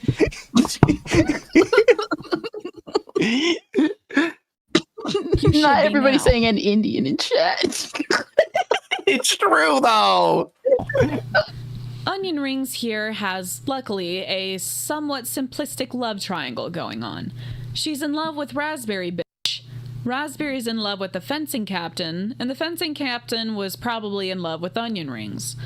Unfortunately, Onion had to fall in love with a homophobic bitch that constantly derates her.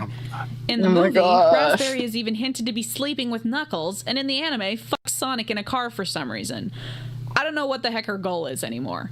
Sonic the Hedgehog. Gosh. So, okay, because we gotta explain that one, because that one's actually, this isn't even like a really hard plot to like understand. She's just dumb. So the whole thing with Shiori and Juri is that Juri is gay. It's not subtle. She just straight up, you find out like she's a lesbian. One. She's a lesbian. But the thing is that a lesbian in my lesbian anime. So the thing with Juri is the fact that she likes Shiori, and pretty much just like she said, the fencing captain likes Juri. Juri likes Shiori. Shiori does like Juri, but the thing is like Wakaba's story, Shiori does not think she's special like Juri. And so she hides her feelings because she does not think that she could confess to someone like Juri because she thinks that the captain and Juri like each other.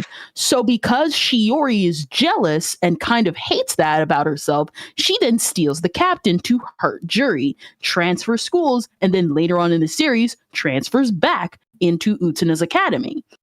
She ends up finding out later on that Juri does like her because Juri ended up throwing away a locket that she would always stare at throughout the series. It wasn't healthy, but it was symbolism to show that Juri wants to move on. When Shiori finds the locket, she ends up realizing, oh, Juri did like me. But instead of understanding that, oh, I can go confess my feelings, she ends up twisting into hatred. And she realizes this perfect individual in my life actually has the weakness. And the reason why she also does this is because Shiori represents women who benefit from the system by staying in line. She sleeps with Toga because Toga has benefits. That's literally it. That's literally that simple. It's literally that simple. So when do they make up and have sex? Bad yet. Never. It's implied, Kendra.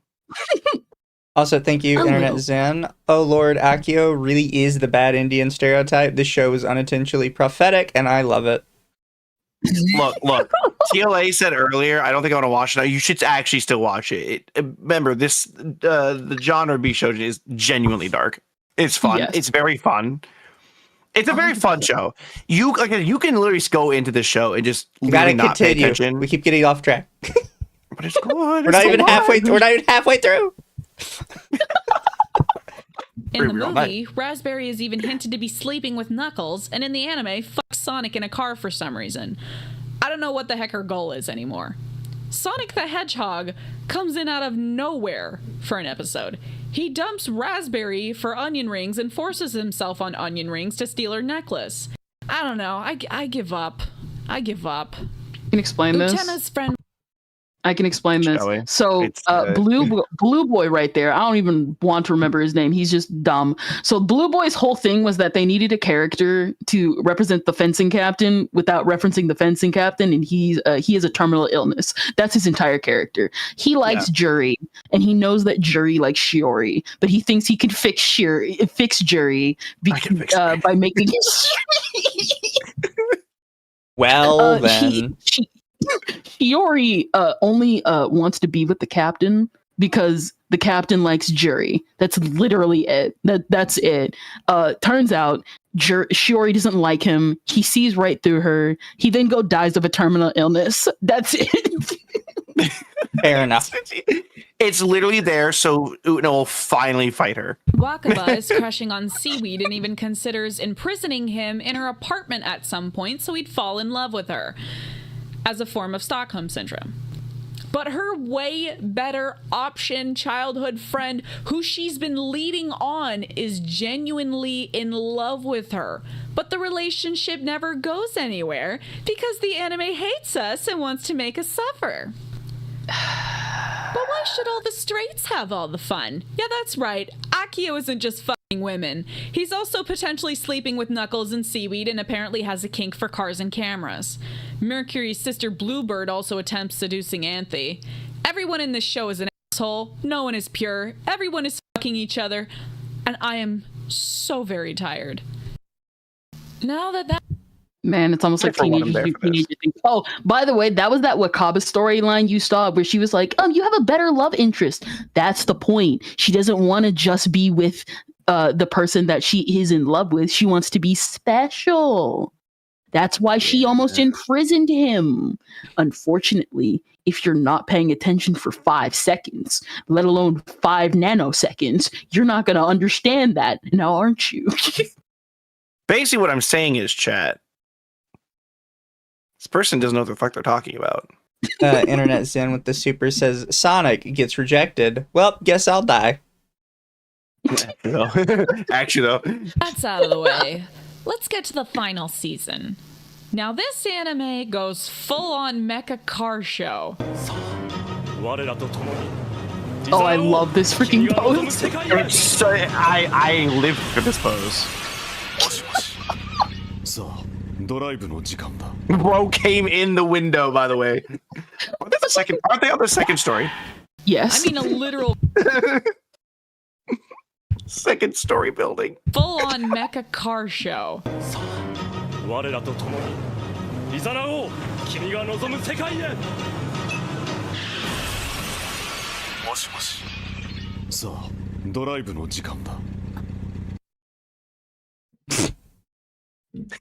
But no, I'm not. No, that scene is as weird as it looks. I don't think there's any. There's no. How did his shirt get back on? You're gonna understand. You're gonna say that a lot. You're gonna say that a lot when you things happen with these two characters in this stand is a car. You guys joke that his stand is a car, but that's literally. I'm serious about this. This is the most evil weapon in the series. It really is. I mean, a literal car show. We've got endless recycled scenes of students being taken on joyrides by Nasty Man here, who proceeds to abandon them by flopping sexily onto the hood of his car. This is the best animated sequence in the anime, by the way. It's so powerful. I'd reuse these animations too. Look at this. Oh! I love it. Let's live dangerously. After these incidents, they're all able to summon their swords to fight Utena and Anthe once more. I think Nasty Man took them somewhere and showed them something special. It's sex. It's literally not subtle about it. So the thing with Juri is, again, Sonic over there took her on a joyride because he wanted to fix her. Don't use her names. Don't use her dumbass names. Except for him, it's fair. I don't. No, Kendra just doesn't like Sonic. I don't remember his name, actually. I don't like him because he literally comes in because they could have made the fencing captain, but they were like, well, we don't want to use the fencing captain because he looks boring, so we're gonna make him just this random duelist we brought in and just made up for today to come in, die of a terminal illness later. So the whole thing with him is, again, he wants to fix Juri. When you go through the car ride, it's usually with someone you care about so that you could understand what it's like to quote unquote be an adult. Exactly. And when Juri gets in the car, she hates it because get this, she doesn't like men. Yeah. Spoiler. By the way, Gabby's right. They are hot. They are literally hot. Hot as fuck. Now, I can't even begin to comprehend why cars come into play in the 3rd season, or why Utena. It takes. We've already talked about it. It's literally adulthood. Straight up turns into a car in the movie. There's literally no explanation for this. No. Don't tell me this is some metaphor for how relationships are like a ride or some shit. No, this is straight up nonsense. It is. It quite literally is. It's literally a metaphor. This entire series is metaphors. There's a couple of phrases often repeated throughout each episode. End of the world and revolutionizing the world. What do these mean? As far as I'm concerned, Utena is already revolutionary. She's introducing young teen girls to their inner lesbian, challenging gender roles, sexuality, and stereotypes. I mean, a badass sword is merely the cherry on top, really. She's already got the whole cake baked out. Okay. Can we pause this for 5 seconds? Yeah. Ignoring the fact that people like Utena because she is very mannish, not because she's good at everything. Exactly. Except studying. Fun fact. In the beginning of the series, Utena is straight. She's straight up straight. She straight up tells you in the first episode, she's like, I'm not into girls. I don't even think it's subtle. It's not exactly explicitly said in the anime, but it's obvious in the movie. But it's Chat it's has given me blatantly permission to revoke your video privileges. Don't worry, Kendra will send them to me. I'll send them to you. See, chat is mad because Kendra and I know too much about this series, and we can out-talk this person who has no idea what the fuck they're talking about. And they had time to edit this. So for those that don't know, the whole thing with End of the World and Revolutionize the World. End of the World is a code name for Akio because we do not know who End of the World is. Again, because Akio is not shown in the beginning of the series, we're not shown End of the World until later. He is the correspondent telling these kids to revolutionize the world. Whoever revolutionizes the world is revolutionizing the world is basically a way of changing society. Yeah. But the thing is that nobody knows how to do that because they're kids. No one knows how to do that, even as the adults in this world. That's the point. Any other thoughts before I continue? I'm questioning my life's choices. Chat has This is noticed a not the watch pattern video that Kendra Kendra saw. only picks videos that are about Utena or were made by black people. Listen, last time it was me Whoa. that did it. I pick videos by you guys. It's your guys' fault. Chat could send me videos. I won't watch them. I'll just pretend like I did. We're finally near the end of the season, and ironically, the show spoiled its entire plot in one episode performed by the narrators. Akio and Prince Dios are actually the same person. Yeah, this charming cutie turned into this asshole. How? Good question. So apparently Dios is, He grew up. a real prince. AKA the only form of law enforcement that acts as first response to the kidnapping or emotional support to women. First of all, who the fuck is kidnapping all these girls or torturing them? Is there some kind of trafficking going on or some shit? What is going on? This dude ain't even an adult. He's a kid. So are the men just left to die then? Where's They're supposed monsters. to be a metaphor. It's a metaphor for the ideal person being a young, handsome prince. That's the point of, this person might be a little bit dumb. Just the same. Would I be wrong if I said I felt like the monsters are just any particular thing in that girl's life that she sees as It's a problem. yeah, it's exactly. too much. That's accurate. Yes. Yeah. He is not literally That's not fighting demons for her. He is fighting her demons. Yeah. Yeah. But that requires you paying attention for 5 seconds. Can this person perceive breakfast? I can rotate the apple in my mind. royal prince? That's messed up. Prince Dios, as apparently the only form of police force, exhausted and injured himself in his attempts to save these girls. His sister, Princess Anthe, hid him away from a random mob of people representing humanity who are too lazy to go find and help their daughters themselves. They got pissed off and called her a witch and murdered her to get to the prince. No, it's just your music pause. So that is the rest of society that doesn't want change. That's what it is. Not only that, Anthe, again, she's supposed to represent the idealized woman, but she also represents women who try to stand up and are demonized, or really just anyone who tries to demonize anybody who can be demonized. Because in order to have a villain, what is it? In the world of Utena, they describe it like this. there are witches and there are princesses and there are witches. Any princess who is not saved becomes a witch and is, hurts other princesses. And of course, we can't have any witches, so the prince must defeat the witches and thus saving the princess. Blah, blah, blah. All that. Yeah. Type shit. Anthe and Dios, or in this case now Accio, are, I guess, immortal. Anthe became a shell of herself whose soul is constantly being stabbed by swords, and Accio became a shell of himself by simply corroding into a playboy who doesn't actually give a shit about the women he cares for and is sort of sexist about his views on them too. All women are queens. If she breathes, she's a god! Accio is considered the end of the world, who manipulates Utena to becoming his bride or something. But Utena now remembers the eternal thing Accio showed her all those years ago to keep her going. She saw Anthe being tortured by the swords of humanity for all eternity. Utena felt such despair for this girl that she claimed she would become a prince to save her. So Anthe was really the one who inspired Utena all along. She was the reason Utena kept living so she could save her. As to how she forgot such a gruesome and important sight is beyond me.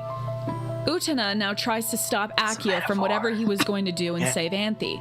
But then we see Anthe pull this bullshit.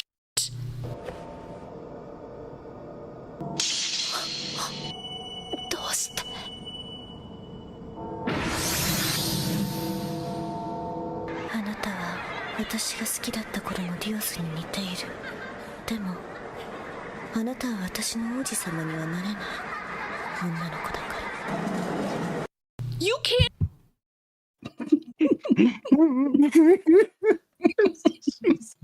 So angry. No, Kendra, let it happen. Just let it. Let it happen. Do I just let it happen? Let it happen. It's okay. Let it happen.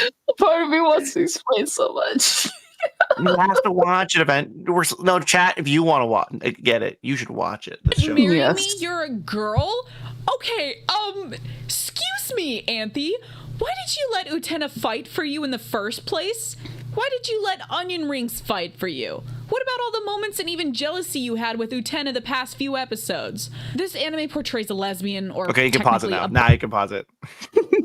Because she's a manipulator. Yes, and because okay, so the whole thing is, get this, the manipulator being raised by the only parental figure in her life that is also a manipulator And lies. a lot. 52% of lesbian couples. True. I figured out how this person does their thing. I'm figuring out how she's gonna do her videos. That's like Kendra to wait. Let it happen. Let the video play out for a second. Well, I guess let's see how she feels.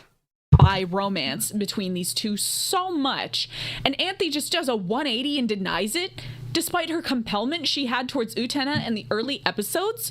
What is this dumb shock value? Utena then, in a very interesting and beautiful way, is able to save Anthe from her coffin and release her from humanity's torture. ルヤ、君は知らないんだ。君と一緒にいることで、僕がどれだけ幸せだったか。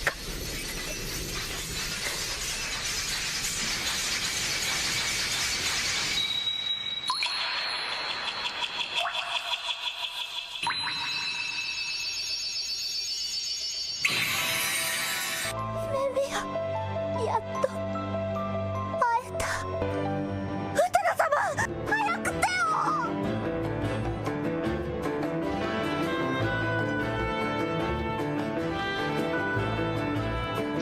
Someone's in the coffin of Anthe and Utena lately.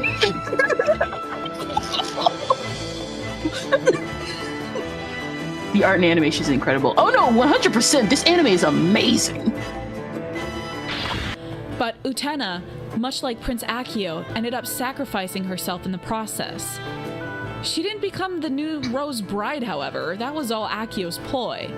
Utena simply disappears from their world. The anime ends with a now free Anthy Himemiya happily going off into the world to search for her beloved betrothed, and the series ends forever. If any of you claim to know what the hell is going on in this anime, you're lying. No, it's not complicated. You're just dumb. So the reason why Anthy leaves is, again, the reason why what is it? Because she mentions like, oh, the plot spoils it part way before the series ends. It's supposed to explain, because it's kind of hinted here and there. Anthy has magic, and Akio is basically siphoning her for that. That's the reason why she's able to do all that she's doing. That's also the reason why she leaves by the end, because she's like, I'm not going to be held to you anymore because you're a manipulator and you don't love me like you actually say you do. So I'm going to take my magic with me, and I'm going to find myself, and I'm going to find my betrothed. That's it. Yeah. On top of that, it's what's it called? Again, he's lost in the past still. Yes. Just a very unwoke anime. The lesbian sacrifices herself for the woman, and the woman says, thanks, I'm still gonna go find a man. It's implied she's gonna go look for Utena, but... No, she's clearly looking for a man. She said she wasn't interested in women. No, that's Utena that said that. Utena said that. Yeah. No, she's gotta go out there and it's, you know, it's like the lesbian. They'll never know that they had sex with them once. I can picture her. The lesbian said to the straight woman. I don't know. Where do you think metaphorically Utena is? No one knows. It's a metaphor, so where'd she metaphorically disappear to?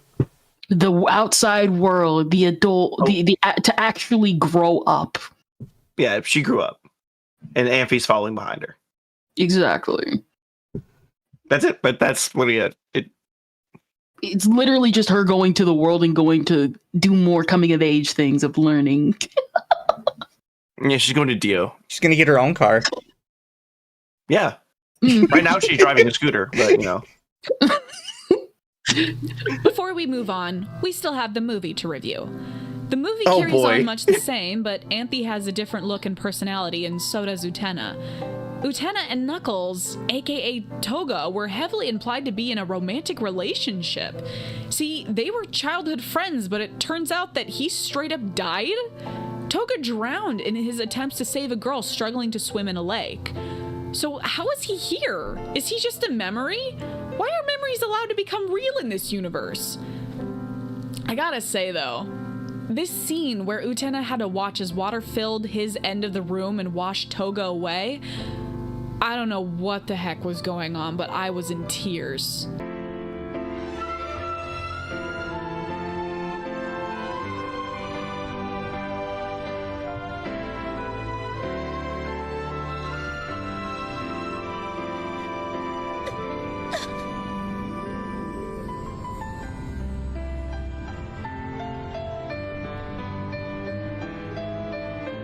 He already swam away. Get it right. He's a mermaid now. Yeah. Ironically, yes. So to, I guess, pause the scene real quick.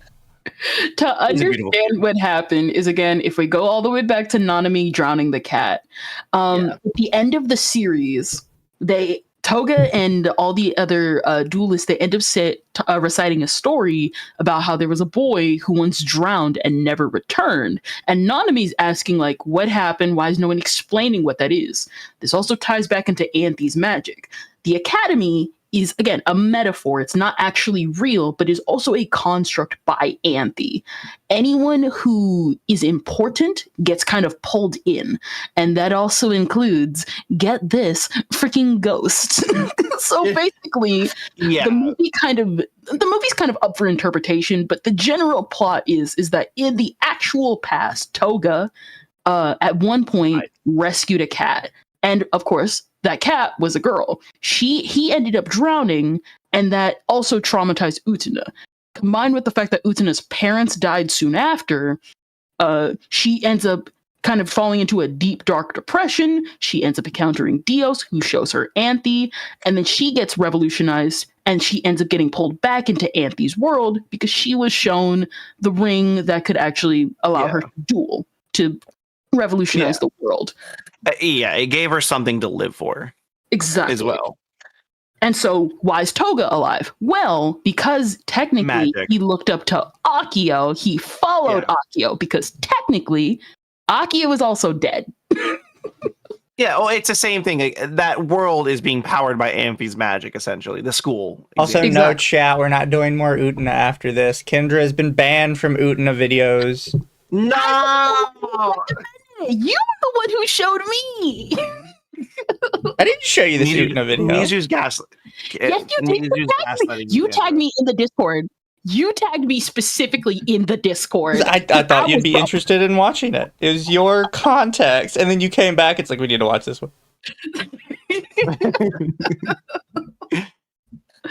The scene might actually explain some things from the anime. The whole drowning a cat in the stream, the whole disappearance of Toga near the end. Wait, so he's been dead this whole time, right? Yes. Yeah, hi, can we add necrophilia Pause to quick. this list? Oh, I was gonna make the joke. I was gonna actually make that joke. Okay, go ahead, carry on. Except she's not making a joke. She's like upset by it. You would make a joke. Yeah, because it's funny at this point. Please, thank you. Akio appears more charming in this movie. That's the point.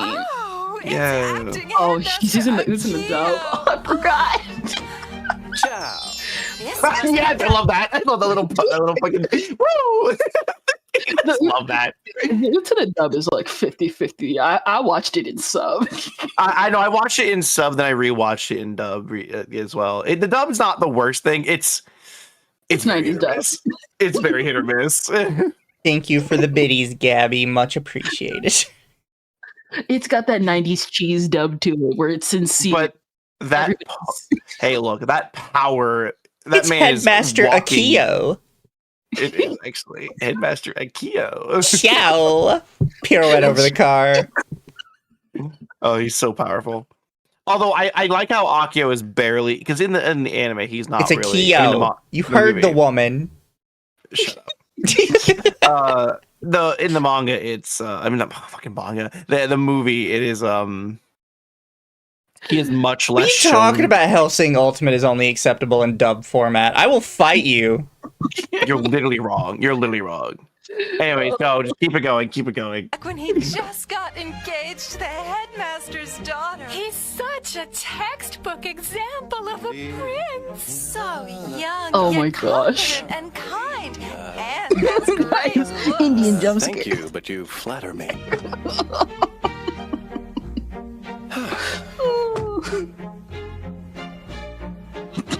Ciao.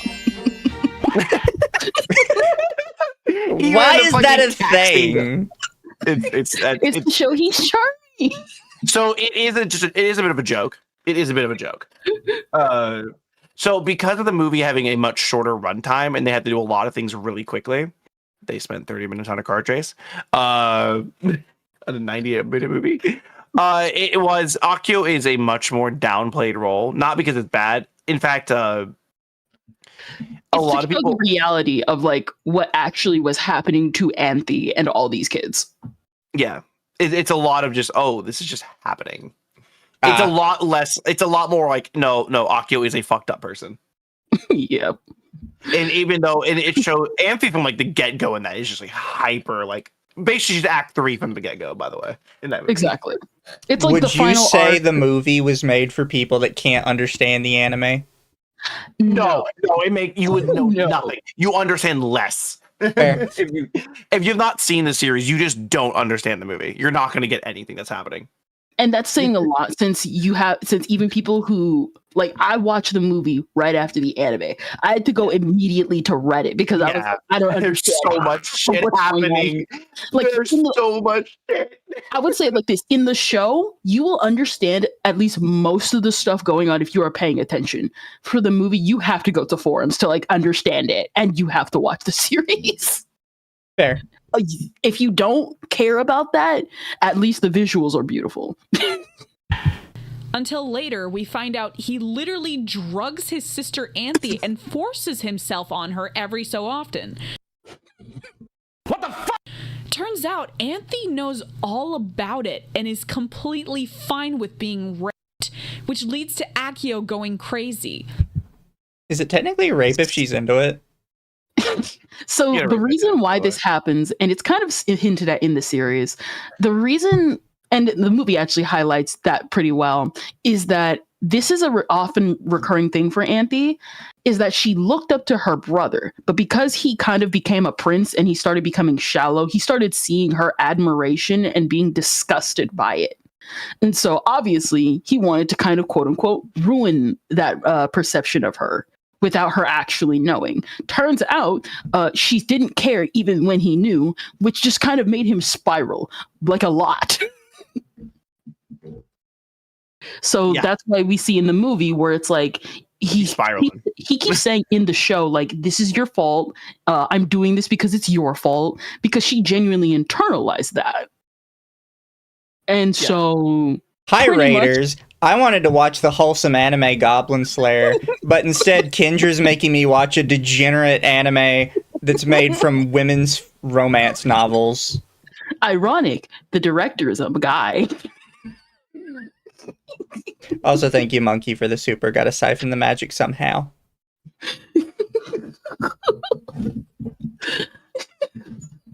Gotta siphon that magic somehow.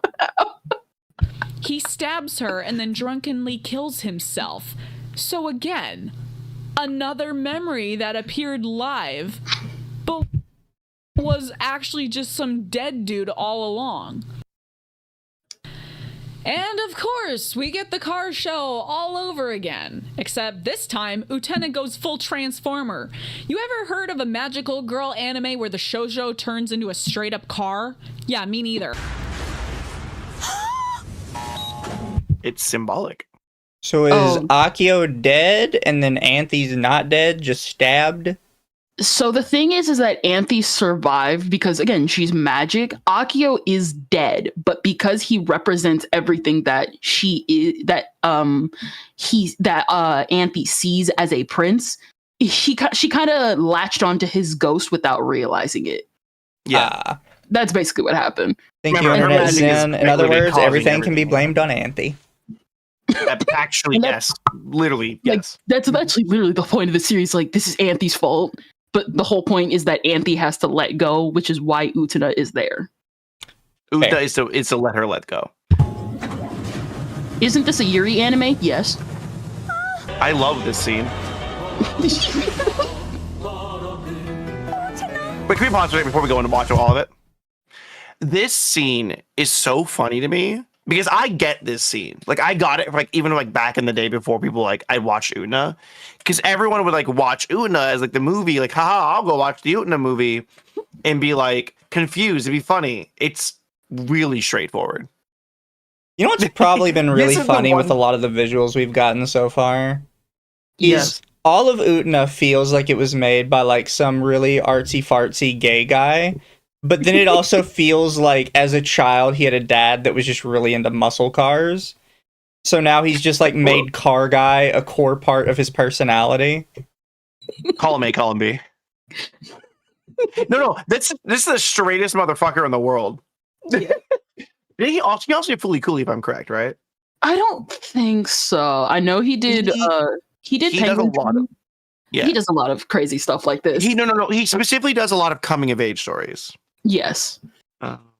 Listen, you can't say this is a boring coming of age story. Is all I'm saying. Also, thank you, Mr. Monkey. I think it'll be easier to understand if you look at Anthe as having bipolar disorder or Alice in Wonderland. Yeah, pretty much.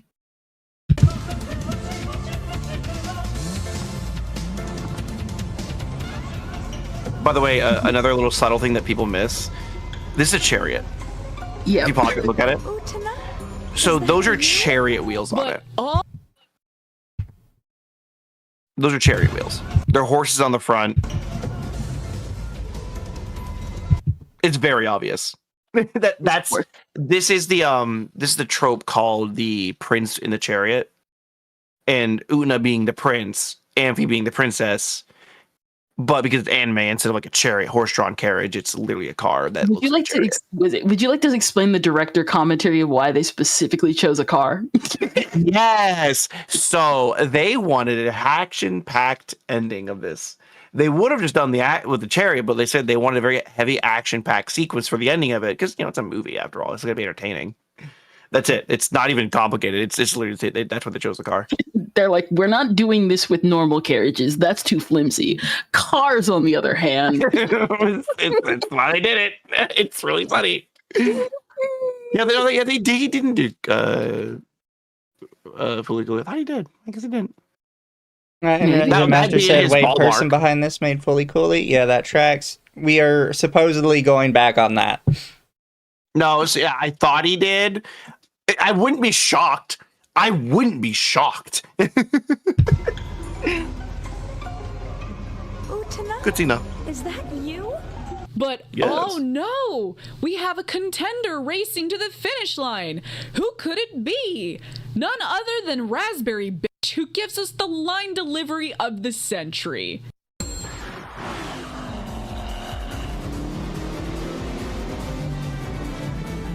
Are you surprised? It's a big mistake to think you're the only one who can turn into a car. I'm a car now, too. I'm going to sound so elitist with this. I think the Japanese did it better because she hammed it up so much. Yeah, it's... Like, you're not the only one who can turn into a car. This sounds like they handed it to the dub girl, and she was like, "This is stupid. I'm not fucking reading this." Like, you have to. We've already paid you, and you've already done the whole rest of the thing. Like, God, fine, Jesus. It's Lily Orts. Oh yeah, no, that's the voice actress of Lena Inverse. Yeah. I don't know why she's like downplaying it here. I think this may have been one of her early works, but yeah, no, she's usually more like hyper excited than this. But her early work, we don't know why. She's just downplaying it. Oh, well, let's see where this ends. What the fuck is going on? Help! What the fuck is going on? Anyhow, Anthe it's not and complicated. Utena escape that cursed world and head into a new one. The outside world, they call it. Naked, I might add. There's a lot of nakedness in this movie. This franchise has so much symbolism and gorgeous scenery that I can't hate it, but there's a lot of nonsense mixed in here. The student council background scenery is absolute bananas too. I mean, look at this. They're all so serious, but then they activate shit like this, and I am crying on the floor.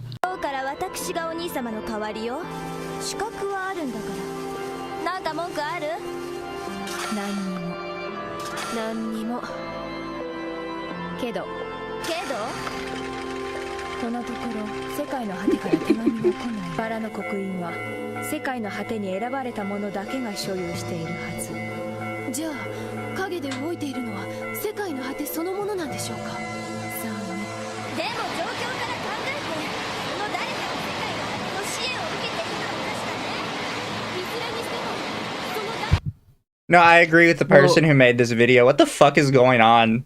Okay. No. Okay, there's two reasons. There's the actual Kendra reason she's gonna explain here in a second, but I saw it in chat. I was gonna say it myself.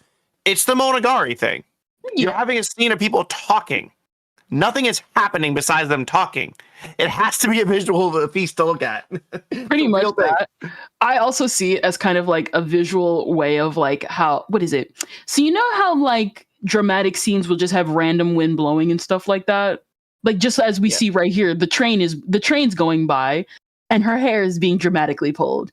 It just adds to the scene. Pretty much they just, like you said, a Monogatari reason, and because it just adds to the scene and it's funny. Because that's what one of the chatter said. It's just funny. And most of these sequences that do this in the show, because this happens a lot, it's just funny. That's it. It's because you have a very dark show. And again, this be like Kendra said, this is a critique on this entire genre. I don't know It's why, dramatic. but this entire It's scene, funny. the first thing I thought of was the fucking speech from, I think his name is Red Death and Venture Bros about trains. Yeah, but in short, though, it's not. It's there. She's looking at the wrong places. Like Like sometimes it's funny. Sometimes it does have to do with the plot. Sometimes it doesn't have to do with the plot. Sometimes the animators want to have fun. In this specific scene, you're like, oh, she's a new, because she's taking over for Toga. It's a new breeze blowing in town. She's a new person coming in. She's coming in like a storm. You can do that and say that, but at the same time, it's funny. That's the thing. It's like you don't have to go past surface level in this show. I'm glad Chad knows what I'm talking about. I know what you're talking about. It's really good. Really powerful speech. Yeah, I'm sure Kendra has seen it. I have not. I'll make you watch it after. Okay. I'm gonna make you watch the Utena movie right now.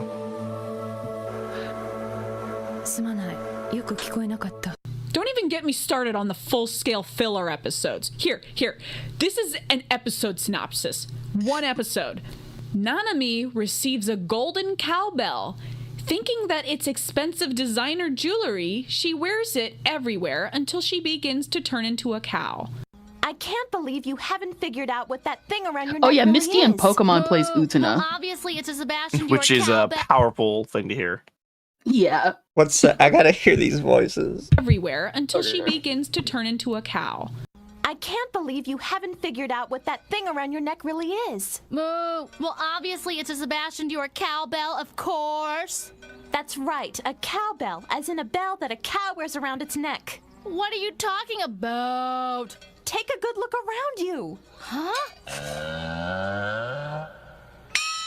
Huh?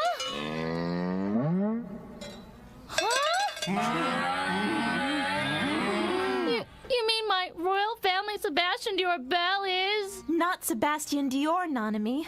Houstian Dior. I can't seem to think clearly anymore. Am I having delusions? I'm gonna fucking stab somebody. Oh my god. You can't even blame the dub actors because they actually do it in Japanese too. This is the same in Japanese. So I don't know if she explains the plot, but literally this is Ampy. Ampy did this. So she's really fucking with her. So what's also happening here is that the reason why the whole thing is with the cowbell is because it's supposed to be, again, a commentary on Nanami being a girl that's growing up, because this is a coming of age story. Because I thought it was weird too, but I found out during the last Nanami dedicated episode, it's Nanami trying to fit in. It's literally just Nanami trying to fit in by wearing designer clothes, designer jewelry. She didn't even mention the weirder Nanami episode where she thought she laid an egg, which was supposed to be a metaphor for periods. And how, like, because I got it because, like, she tells Toga, like, hey, like, how do you feel about girls who lay eggs? And she's trying to be innocent about it. And I understood it because he's like, the only reason why we're able to live in this house is because you don't lay eggs. So dumb, but I love it so much. It's such a good line. Thank you for the super chat, Internet Zen. The super chat is a financial investment to never cover Utena ever again, please. Oh, I think we're gonna have to cover more Utena. Oh, 100%. We're gonna cover the Utena manga. Oh gosh, that's gonna be a nightmare. Appendix removed. Bring me a blanket, someone, and soon. It gets me every time. It gets me every time. I hate this joke. I don't know why, but any series that does this joke, it like activates my fight or flight and it upsets me. I don't know why. I hate this joke. Japanese too, and it was powerful. I think personally, this and the Japanese version are equal because it's so cringe in both. It is. It really is. Nanami's lost it.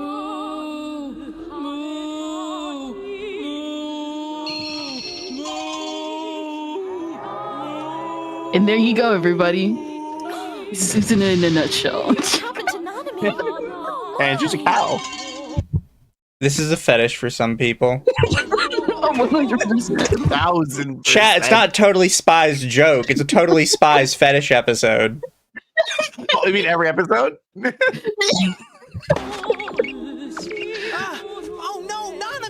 Wait, they give him a grown man's voice? Yeah, he has a grown man's voice. In the Japanese version, he sounded like a child. Oh my gosh. He is a child.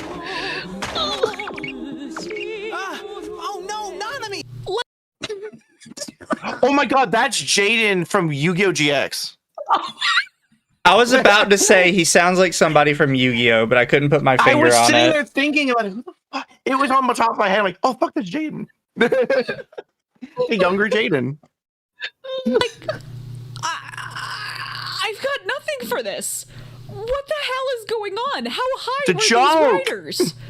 It's a joke. Also, Okay, the what was metaphor. the Sometimes revolution? people- That homosexual marriage becomes allowed? That the school finally spends its money on education instead of Akio's dumb fight club? To be fair, even if that wasn't what the quote-unquote revolution was, you say that like it would be a weird thing when this anime did come out in the 90s, In and that the actually 90s. would have been a pretty revolutionary concept. Oh my god. Not only that, you know what the revolution is? The revolution is gender norms suck. That's it. That's literally the It's not revolution. complicated. It's just gender norm stuff.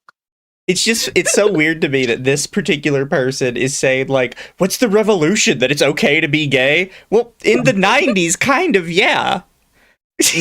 Like, Well, not and in only is it Japan in the high- 90s. Like, Yeah, And well, that's it's not also only. that's not a new thing for Ikuhara. He made Yurikuma, and that was literally the entire series in a nutshell. I personally think it was his weakest series, but that's pretty much what his series was. Yeah, but yeah, it's like the other big thing was like Kendra said, it's gender norms suck. Stop trying to emulate them. y'all should That's cover a Yu-Gi-Oh video. I don't think I've ever seen, like, somebody cover Yu-Gi-Oh and have, like, a really stupid take on it. It's really hard because it's a shonen battle series with cards. Yeah, it's hard to have a bad take on shonen, at least past shonen. Modern day shonen, it's very easy to have a bad take because there's so many tourists in the space. But there is not a single tourist that is going back and watching, like, the original run of Yu-Gi-Oh! I mean, I would, but And the newer runs of Yu-Gi-Oh! Are kind of, like, more very children specific. Kind of like Beyblade. in the English, the Japanese actually still go hard. I'm not saying they don't, but like you can see if you look at original Yu-Gi-Oh and you look at the latest run of Yu-Gi-Oh, they're Yeah, they've gotten definitely played, right? skewing younger. It's kind of like when they rebooted Bakugan and they had teenagers, and now they're just kids. Yeah. Yeah. Like a lot of also- those there's- particular shows have started to skew a lot younger. I think 5Ds is the last time they really did something super dark. Fair. Thank you, Internet Zen. I know exactly the Totally Spies episode Mizu is referencing. For once, I agree with the dumb video maker. The cow thing is weird. Oh no, the cow thing is supposed to be weird because Yeah, it's- puberty is weird. Oh yeah, it's puberty. It's a lot of your emotions are running rampant on top of that. It's Thank weird. you, Winter, for the Not only super. that, fashion trends, get this, are dumb. So imagine wearing a cowbell because you think, oh, it's made by a designer, therefore it must be cool. No, it's stupid, sweetie. Everybody in the episode tells you that it's really, really stupid. Also, thank you, Winter, for the super. This anime sounds like the epitome of so focused on if you can do that you never question if you should do that. Yeah, that's pretty much that in a Princes nutshell. always say princesses cliche is finally kicked to the curb. All of the above, maybe? I don't know. But this anime certainly revolutionized our world. It was one of the biggest inspirations for Steven Universe, after all. The anime is That's gorgeous. not a good thing. I would also That is- argue that's not necessarily true. It was the biggest inspiration for Pearl specifically. The rest of Steven Universe is just kind of aping whatever random anime she like happened to be interested in. No, He kind of did. It's like, what is it? I remember there was like a whole discussion about it, like with not Aquamarine, but Lapis Lazuli, and I forgot the other one, the big one, and how that was Jasper. technically an emulation of that. Yes, Jasper, and how that was technically supposed to emulate it, but it was really sloppy, really bad because it's American TV. But yeah. Well, the You know what funny best part episode of is Steven Universe later is? The on one in that- Steven Universe, Rebecca Sugar tried to renege on the fact that fusions were sexual in nature. And she tried to turn it into like, no, it's just a general concept of relationship. It's like, no, it's sexual.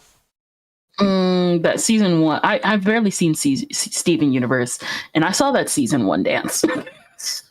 Yeah, no, it's sexual. It's sex. Everyone knows it's sex, except later on she wanted to fuse Steven with his dad, so she had to come up with an excuse like, no, it's just like, relationships in general. It's not weird that Steven fused with his dad. I think it's weird that Steven fused with his dad. And I was going to say to Pahil in chat, no. It's not that it was the last dark one. In comparison, even 5D, Arc 5, I forgot how the fuck you say Arc 5's name. It was dark, but it was very it was very Saturday morning anime dark, if that makes sense. Versus almost done. You say what to jail. We're almost there. And I think people should check it out, but just be warned. It's like going through a car wash and not remembering you left your moonroof open. Do you call that a moonroof? It's a sunroof. Who calls it a moonroof? This person, apparently. Well, she's trying to be quirky. I've never heard anyone call it a moonroof, and then somebody in chat's gonna be like, we all call it moonroofs. Mizu, what are you talking about? Someone saying in chat, Connie took Steven's fusion entity. Yeah, no, Connie and Steven fused at one point, and I think that's about the point where she decided she had to say it wasn't sex, because it's like, but they're both children, Rebecca. You can't have the children fusing. Meanwhile, she has, yaoi hentai of the Ed brothers from Ed, Edd n Eddy. I'm not even mad that she has it. I'm not mad that she has it. I'm just saying, it's... She knew that her community was, not gonna approve of that. Look, all I'm gonna say is, genocide's not as bad as going to jail and getting tats.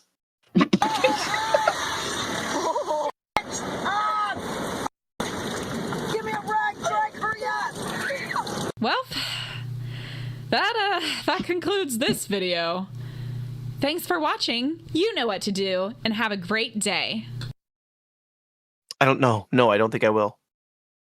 Okay. You can play this. You can play the ending. Look, what would you think of a girl who lays eggs? Nanami, why do you think we've been able to live so happily together?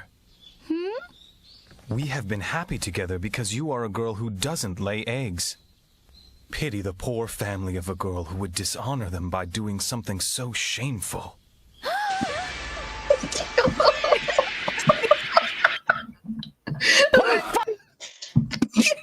By the way, period metaphor, by the way. I love it. Well, anyways, chat met my super chat goal, so now I get to torture you guys with my cringe. Yeah. No, it's fine. That was It's fine. Listen. I thought it was a good video that was really bad. So I think we should listen. I like hearing about your stuff. Yeah, again, I'll give credit where credit is due. She did admit there's a lot of symbolism that I don't understand. I'm like, you get it. You at least acknowledge you don't understand it. Exactly. All right, 10 minutes of Googling. Fair warning for this. It was made 7 years ago. So, maybe their opinion has changed. However, from what I know about them, it really... they made a video said I was wrong about Goblin Slayer.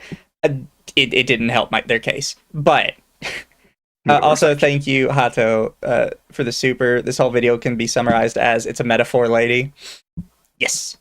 Yep. Anyways, chat. You met my goal, so you get to watch my Goblin Slayer video that was famous for a while and is now unlisted. I'm glad you found it. Yo. Oh yeah, also, Pedro opens every video with one of the opening scenes of Review Starlight.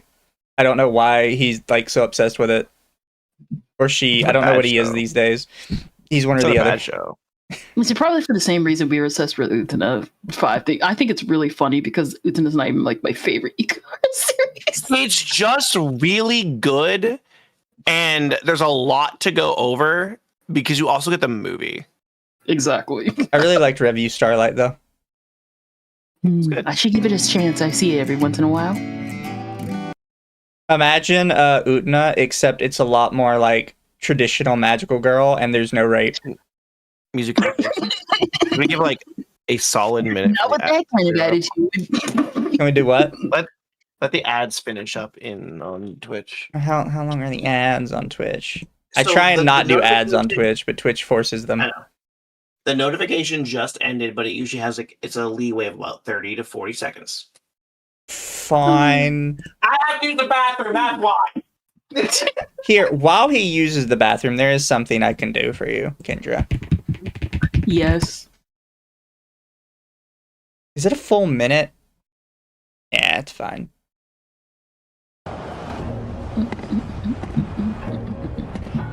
No, but I understand that. Listen, I want to hear your opinion on Kingdom Hearts one day. Mostly as someone who's never played it. I wanted to get into it. So this is the Red Death train speech. Oh, you're up. Let me see. Let me see. We can start your history lesson. Long before there were loud Are you putting it guys in Spanish. Oh, sorry. Here. Yeah, I could do that. Yeah. Oh, here I gotta. Because now I gotta get the. Oh. I'll play it while I get the other one back up. Okay. Oh, Venture Bros. Yeah. Oh, okay, I never saw it. I know there were clips going around recently. And this guy's Red Death. Oh, here comes a 70-year-old errand boy. Listen to those steps. Hey, you gotta slow down or you're gonna bust a hip there, old man. Better all be there.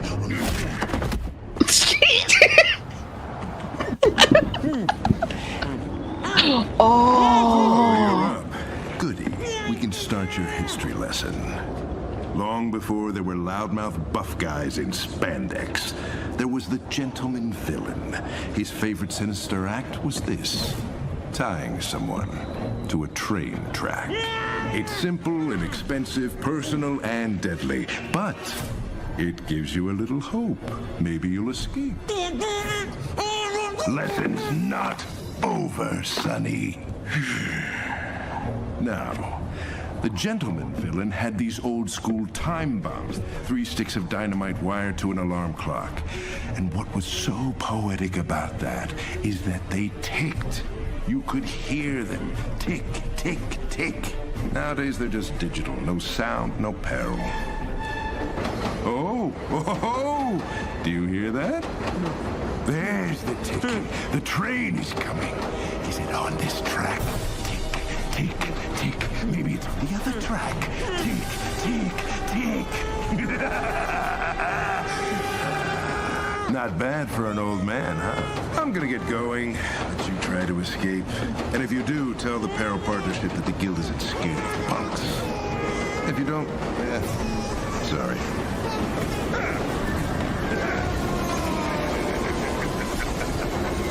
That's really good. I can't think about trains without thinking about that.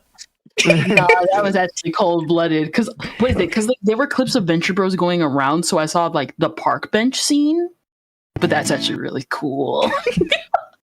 I love the tick tick. Is it on this track? Is it on the other track? Tick. It's just left up to interpretation. I like that. I like that. That's something chat mentioned. But that character he has tied to the tracks has super hearing to the point that he definitely knows the train is coming, and he definitely knows it's on his track. Yeah. Thank you, Dustblight, for the super. Revolutionary Girl walked so Witch of Mercury could fall flat on its face. That's what the whole last video reminded me of, even how Japan couldn't understand it. That's funny.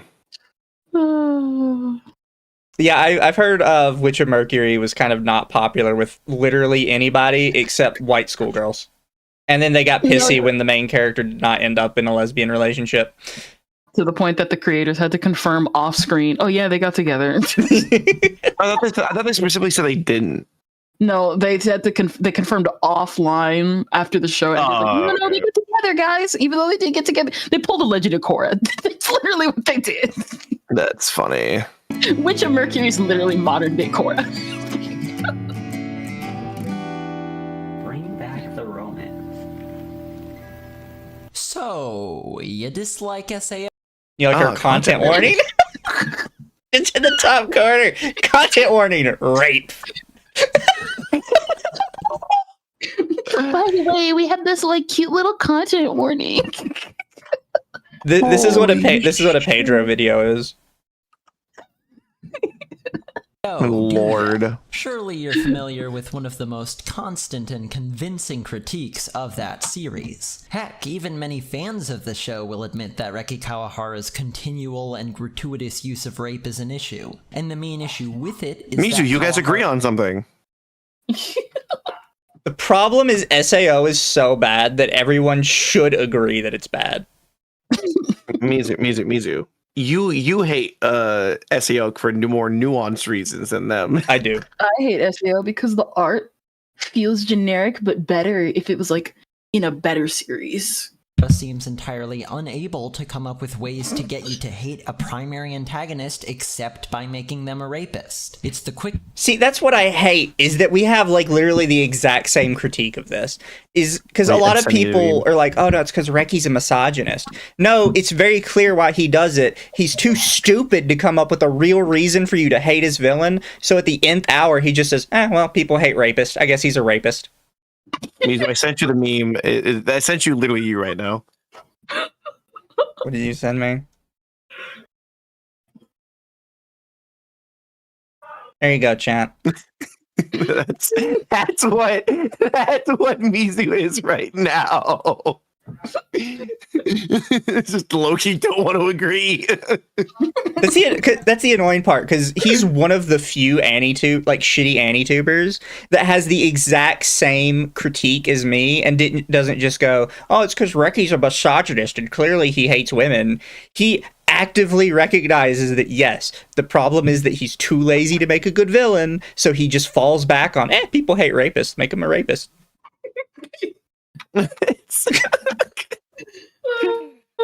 Oh, I hate it. Quickest way to create a villain out of a character. And hey, that may result in a lazy, dull, unnuanced, and cliched villain, but it'll get you one nonetheless. It's a barker clock, my favorite. If you agree with that critique of SAO, and you should because it's a correct one, and you still think Goblin Slayer is good, you're a hypocrite, because that is the literal premise of this series. Let's explain. Goblin Slayer is a series about following around our super cool hero as he goes about his quest of wiping out the goblins. The action sequences, from what I've seen of them, are pretty solid technically. So the reason he was completely wrong about this, right, is because Reki doesn't know how to build a villain, so at the nth hour, the last possible moment to make his villain, he just says, he's a rapist. Goblin Slayer does not rely on rape the whole way through. They get it out on the first episode, and they're like, look, these are why goblins are horrendous, irredeemable, vile creatures. And we're not going to talk about it anymore after this first episode. You just need to understand that, yes, they are irredeemable and vile, and we are going to spend the entire series just slaughtering them in increasingly creative ways. Exactly. Not only that, it's called Goblin Slayer. Yeah. I would be really shocked if the first episode didn't have any slayed goblins. It is not a cheap way to get you to hate goblins. It is a literary technique to be like, look, they're just evil, bro. Can we not talk about it for the rest of the series? And that's kind of how they do it. That's the same people that didn't understand why the shield hero thing was so fucked up. Yeah. So yeah, it's really fucked up. The lowest point, the mangaka or writer of the light novel, she said, I need to be as low as possible, and I can't think of anything that would make a man more low than that. Enough tactical depth. But it's misogyny if you make the women bad. Yep. How Mr. Slayer goes about his killing to make that side of things engaging. However, none of this changes the fact that the conceit of this show is a dude killing bad guys that are bad in large part because they rape a lot. My complaint here isn't even that the rape is gratuitous or problematic or anything like that, so you can go shove your, but the rape isn't that bad in the light novel, only the manga does that, up your goblin dick sleeve. My complaint is that it ruins the writing of the series on a fundamental level. Again, this is literally how SAO structures things. Watch how cool Kirito is for beating up a rape guy. But oh, you may be saying, what about the intriguing moral quandary at play? I can you about this. See, this is like another part where he just gets it wrong. He's like, it's a moral quandary. It's not a moral quandary. That's the point. The point is that they are so irredeemable that you shouldn't give a shit that he's running around slaughtering them by the thousands with no remorse, and he has such like a one-track mind about killing them. Exactly. It's also supposed to point out like how like horrific the goblins are, even though nobody gives a shit that they exist. Because for the few people who haven't seen Goblin Slayer or don't know anything about it, is goblins are typically quest giving to low level adventurers, because technically goblins are super easy to kill. They're like 2 foot tall and they have like shitty weapons. The problem is, a lot of low-level adventurers aren't prepared to fight in, like, a goblin den, which is close quarters, it's super dark, there's, like, a bajillion of them all over the fucking place, so they end up getting killed a lot of the time. Which is what happens to Priestess's original party, is they're not prepared. Like, one of the specific things they show is one of their guys brings a long sword and immediately can't swing it because they're in close quarters in a cave. Yeah. They don't exactly have a person that can cast AoE spells or do it. There's not a way to deal with them. Yeah. And a lot easily. But also because they're super weak and they really only target small villages because they can't like raid large cities. They also just don't get dealt with a lot of the time because again, no one gives a shit. They're just passing over the quest to novice adventurers who are getting killed left and right, and no one cares because they're novice adventurers who nobody knows about that came from a village that nobody cared about. Except Goblin Slayer. I'm not the hero this world needed, but I'm the hero it got. It's so funny that so many people did not get this first episode because it's supposed to show that Goblin Slayer is just like, he really is just like a knight in shining armor to a degree, except like he's like fucked up, right? Like he's very obviously fucked up. He makes himself the Goblin Slayer and doesn't take off his helmet. Like, you don't think he's kind of lost it a bit? Yeah. I'll go back a little bit because I don't really remember what he says about the moral implication. Rito is for beating up a rape guy. But oh-ho, you may be saying. What about the intriguing moral quandary at play? The series certainly explores the moral implications of a race that is inherently evil, ending its first episode with our prospective character wincing over Mr. Slayer murdering goblin babies. But that whole philosophical question is fucking stupid. The series makes this out as if it's supposed to even approach being an interesting concept. It's not supposed to be. It's not that deep. It's because they are babies and they look cute, right? That there's a part of you innately that's like, it's an innocent child. Like, how could you do that? But as he points out, they're inherently evil. So they're just going to grow up to be evil, nasty rape creatures. Exactly. And here's the thing, that also implies that technically, because, like, obviously Goblin Slayer has been slaying goblins for a long time, we see his childhood. He probably slayed goblins originally and probably did keep the kids alive. So No, we saw his childhood. No, that's what I mean. Like, probably, like, in his childhood. And then he grew up. And then probably off screen, he probably did let the kids survive. But then probably saw evidence that, oh, the kids that he, quote unquote, let survive still grow up into monsters. So now he's just slaughtering all of them without discrimination, like he was already doing, but even more indiscriminately. Like, that's world building, but nobody understands world building in this. The moral quandary is not for the audience, and it's not for Goblin Slayer. It's for Priestess. Exactly. Yes. Who is, again, a novice adventurer and doesn't understand the depth of what she's gotten into, which is why her entire squad is either dead or one of them is like a rape baby now hidden in the corner. By the way, thank you Red Hair Across for the super fun fact. The English VA of Goblin Slayer was one of the Doom guys VAs. And Internet Zen Master, thank you for the super. Apparently people don't get the goblins bad because the author makes it a point to emphasize how horrible they are multiple times. Also, Slayer has legitimate PTSD after what goblins did to his sister. Yes. Study in when killing is justified of a utilitarian greater good scenario. It's in the vein of the trolley problem. Except unlike that example, there's no nuance here, no debate to even be I forgot this was before AI was big, and I was like, wait a minute. Yeah. But no, you could already hear where he's going. It's like, you know, like there's no nuance. There doesn't have to be nuance. It wasn't the purpose of the series.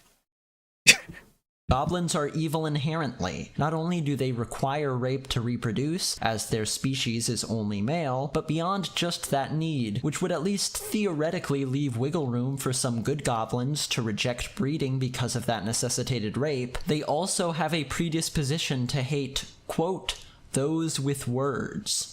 Well, I guess that's it then. They inherently, by their biology, need to rape, and by their nature will be hostile towards humanity. If the author had been able to restrain his dick stroking over creating a race that it's actually okay to be racist towards... What? There's a lot going on with that statement. People forget that when Goblin Slayer first came out, a ton of Anitubers, including Mother's Basement, tried to make it about racism. Oh my gosh. Yeah, I Freerun was not the first time it happened. Goblin Slayer was the first time it happened. It's just... maybe this was a mistake. Maybe it was... No, the Goblin Slayer was like the big opening of everyone's eyes, and they realized, oh, wait a minute, these people... You can do anything in anime. No, it was the big opening of when people realized, oh shit, these people that are quote unquote experts have no idea what they're talking about. Yeah. True, also. Just a little bit, he could have made a functional philosophical question. If the goblins could choose not to rape, that actually leaves the question of good goblins up in the air. That murder of goblin children becomes just a tad bit morally gray if there's the possibility that they could have grown up to be good people. With literally 5 seconds of thought into how to improve things, I can conceive this change that would vastly increase the amount of depth the series possesses. But everything doesn't need depth. But then it wouldn't be Goblin Slayer. Yeah. It would be the morally ambiguous Goblin Slayer. Dude watched a series called Goblin Slayer and then said, why are they slaying goblins? I don't understand. Where are the good goblins? Why don't we have Goblin Nostradamus? Like, I don't understand, dog. Where's the nuance in Goblin Slayer? It doesn't have it. Wasn't the point. But there was a reason, like, a lot of the response to him was just people posting, like, Doom Guy. Because even with, like, the newer iterations of Doom Guy where they're trying to make a story with it, half the time somebody's trying to tell him a story and he still just shoots them anyways. The entire point is, okay, I'm here to kill demons. You're a demon. You're getting killed. Congratulations. That was the purpose. Congrats, you're dead. All they could do with the new Doomslayer games is to just make it so he kills more things that aren't just demons. That's all they could do to add complexity was, well, we killed demons, but now we also technically kill angels, because, Also, we kill these, like, alien maker things. We're just gonna throw those in there.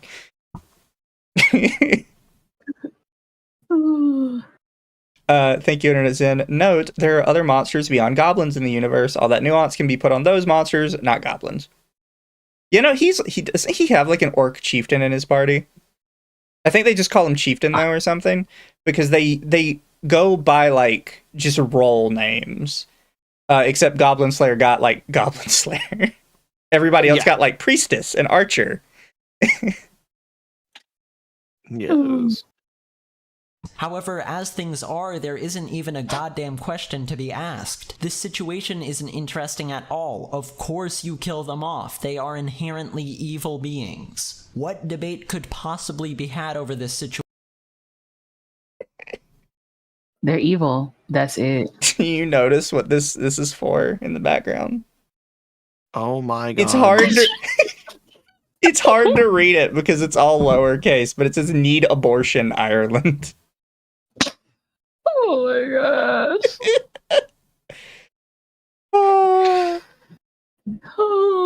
Situation. Are you a fucking pro-lifer? All goblin life is sacred. Otherwise, I don't see what points could... I love it. I love this. I need 50. I have no idea what I'm doing in my life anymore. We're not even at the best part yet. We're just at the abortion part. This is going. There's a reason this video is unlisted. Oh, joy. We get to find out lore. Thank you, Red Hair Cross. This is reminding me of an old Game Journal article about Doom, which posits, why can't we just talk to the demons? Possibly be argued here. And let's now get to those racial elements, shall we? Let's get to the racial elements. We just talked about how killing goblins is analogous to abortion, which I thought we were for, but he says like, oh, are you a pro-lifer? You want to save goblins? I'm not sure you know what your own political philosophy is. I thought you were for that, but okay. It's somewhat telling that the characterization the series ended up using to create villains of the goblins is basically a hodgepodge of all sorts of racist propaganda. No, you gotta listen. It's very important we hear this. Elements, shall we? It's somewhat telling that the characterization the series ended up using to create villains of the goblins is basically a hodgepodge of all sorts of racist propaganda from throughout the centuries. There's of course the obvious, those foreigners are coming to rape your white daughters, but it goes deeper than that. As a race, goblins are weak creatures, but they are tricky and conniving and just breed so dang quickly. That's how they manage to remain a threat. This is exactly how white supremacists explain the other races causing issues for white people when what?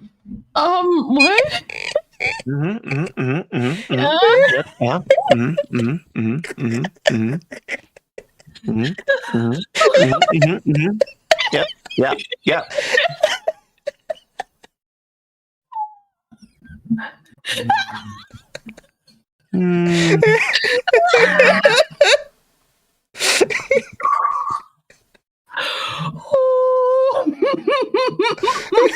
I don't.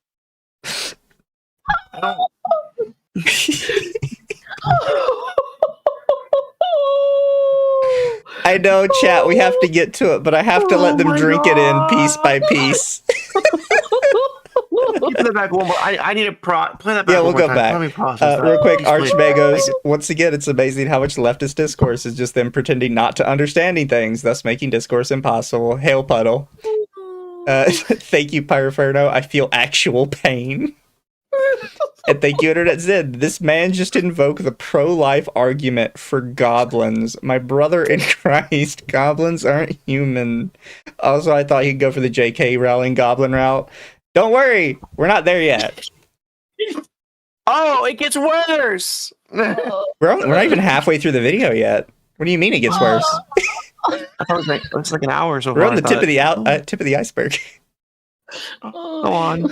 Breed so dang quickly. That's how they manage to remain a threat. This is I got back a little exactly how extra. white supremacists explain Just like slightly extra. propaganda from throughout the centuries. There's of course the obvious, those foreigners are coming to rape your white daughters, but it goes deeper than that. As a race, goblins are weak creatures, but they are tricky and conniving and just breed so dang quickly. That's how they manage to remain a threat. This is exactly how white supremacists explain the other races causing issues for white people when they are supposedly the superior race. Goblins themselves have a long...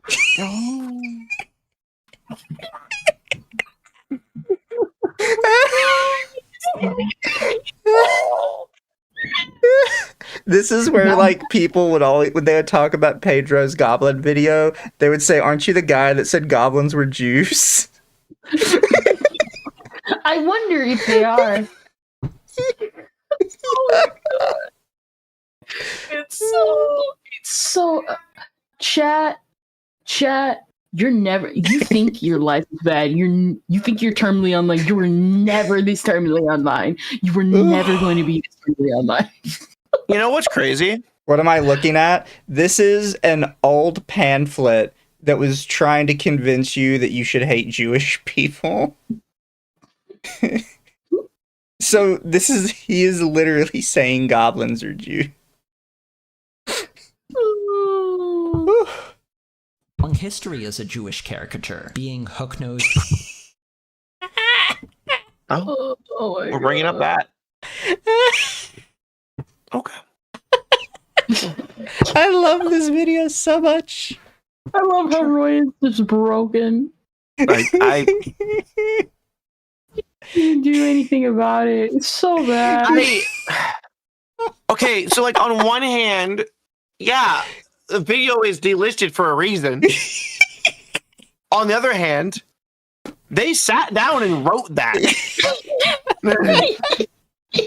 And they didn't think for like a fraction of a second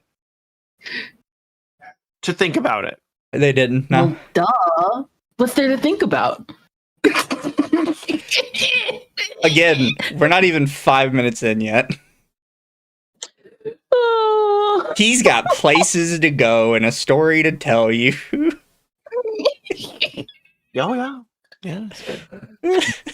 Creatures I think hole up in interesting.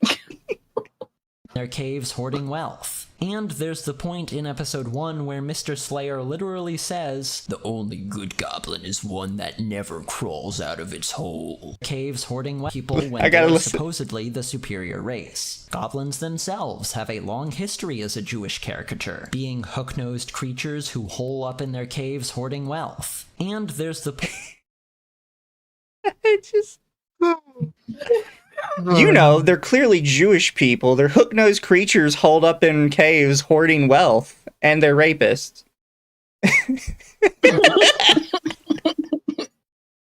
My thing is, I didn't learn about that stereotype until, like, I want to say within the last 5 years.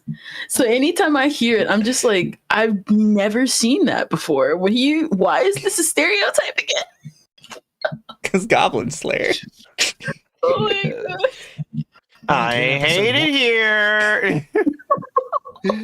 One where Mr. Slayer literally says, "The only good goblin is one that never crawls out of its hole." That whole phrase structure happens to come from "the only good Indian is a dead Indian."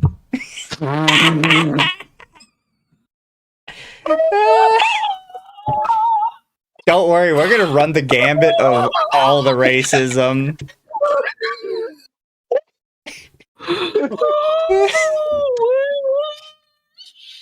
We're gonna run the full gambit, start to finish.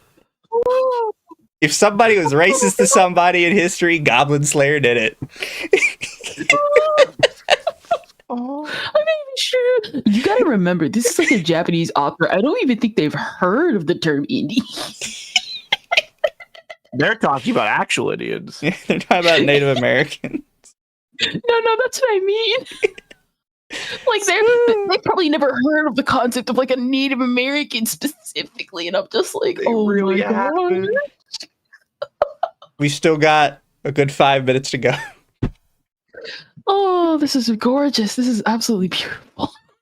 Which, as far as we know, was its initial use. Now, calm the fuck down this instant and listen carefully. Am I saying that the author is racist? No. Am I saying the series is racist? No. Although the fact that Goblin Slayer isn't racist doesn't seem to stop some idiot LARPers from using it to play out their fantasies of racial genocide. If I see you whining in the comments about the SJW upset over non-existent racism, I will personally come to your house and chop your dick off. I'm not saying it's racist. I love you.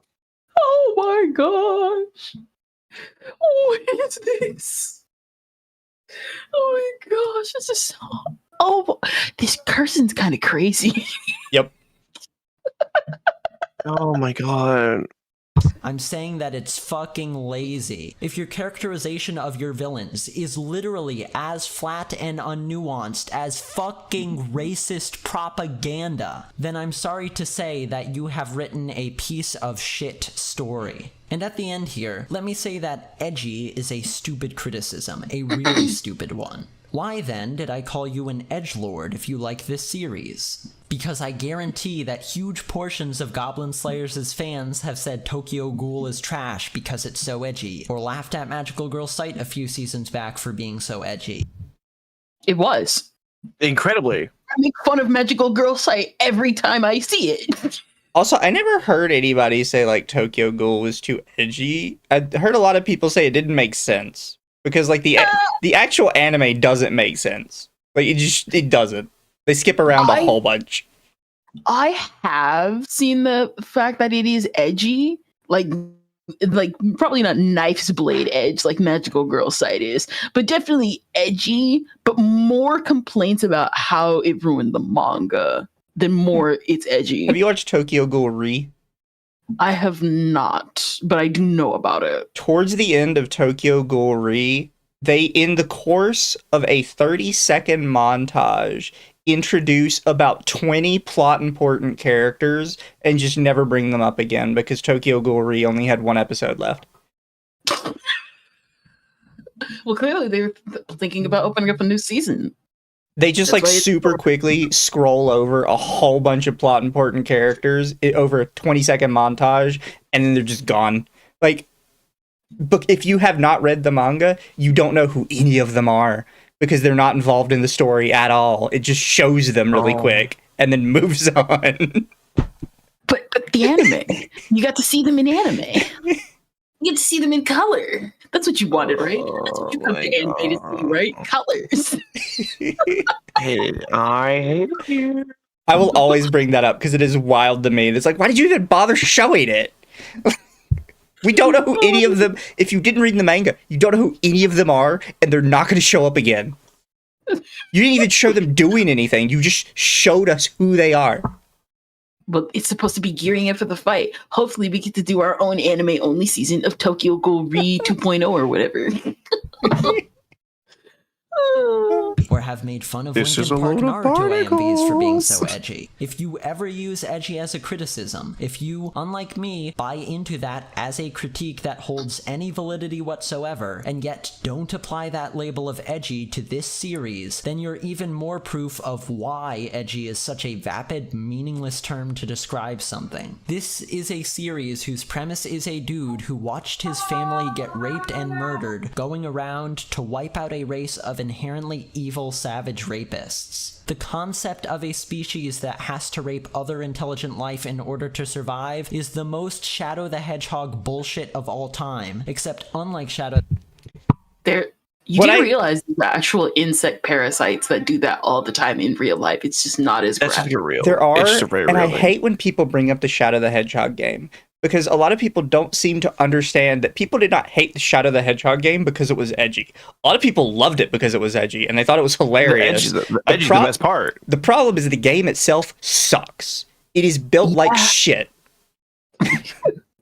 You were actively discouraged from playing the game in order to get an ending.